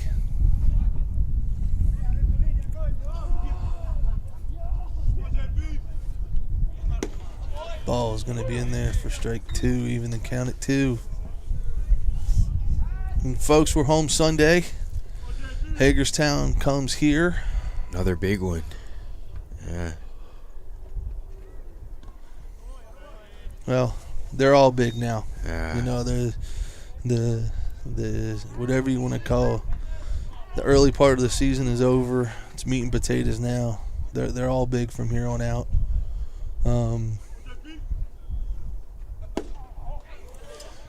That'll be strike 3. The Lions can't. They got to at least pull a split from here on out in every conference game. Of course, you're always going for the sweep, but you got to pull at least a split here. Falling out at 1-5 in the league after today. Still have a lot of games left. That ball is going to be lifted foul. Third baseman's going to give chase, and he makes the basket catch to end the game. But anyhow, we still have, Chesapeake, Cecil, Essex, Allegheny, Garrett, CSM, all those places coming in, plus Hagerstown, Hartford, PG, you know what I mean? They're all still there, plus play Del Tech here, I believe.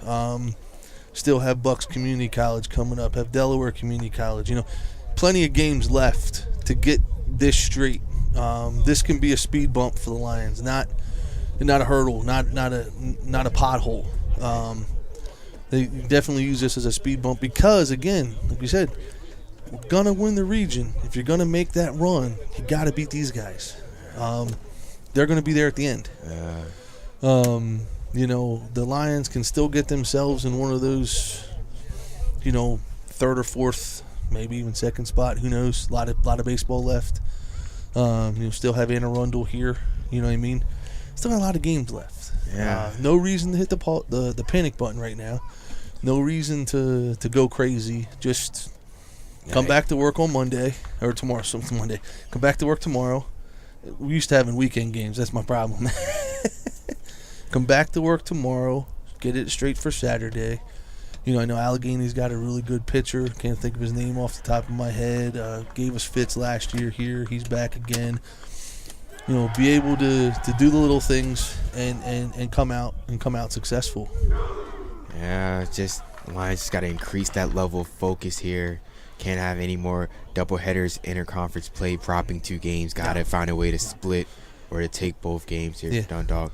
Their work is going to be ahead of them, but despite what I've seen here today, I think they can do it. They have the pieces necessary to compete and beat a team like Frederick here, but haven't seen it today. Hopefully, there are brighter days on the way here for the Lions. You get some splits, you get a couple sweeps, you don't get swept. You're not, last year you're waiting to see if somebody loses in order to get in. Now you're controlling your own destiny. You don't want to be in that situation where you need this team to lose and this team to beat this team in order for you to get in. Miracles and wishful thinking, yeah. And you don't want to be in 6 or 8. You want to be in. You want to be into. You got the easy round. 3 and 4 plays 1 game during the week. You got to win 1. If you're beyond that, now you got to win. Now you got to play more games. More games you play, more pitchers you got to use. You know what I mean? But, okay, I know this guy wants to get out of here, man. He's going nuts today listening to my babbling. Saturday on the road, Allegheny. Sunday, home here, Hagerstown. Noon start? Noon start. Saturday noon start? I think so. Check Twitter. My Twitter, the Twitter machine is going to be out to make sure if the Allegheny game will be streamed or not. I don't know. We'll check on that. Check Twitter. Any updates on coming up games, stay on the Dundalk Athletic Twitter page. That's where you're going to get all your resources, all your information. All right? CCBC Dundalk Lion. CCBC Dundalk Lion Twitter. That's the answer. All right? Signing off. Me and my man, we're out of here. We will see you folks on Sunday. All righty.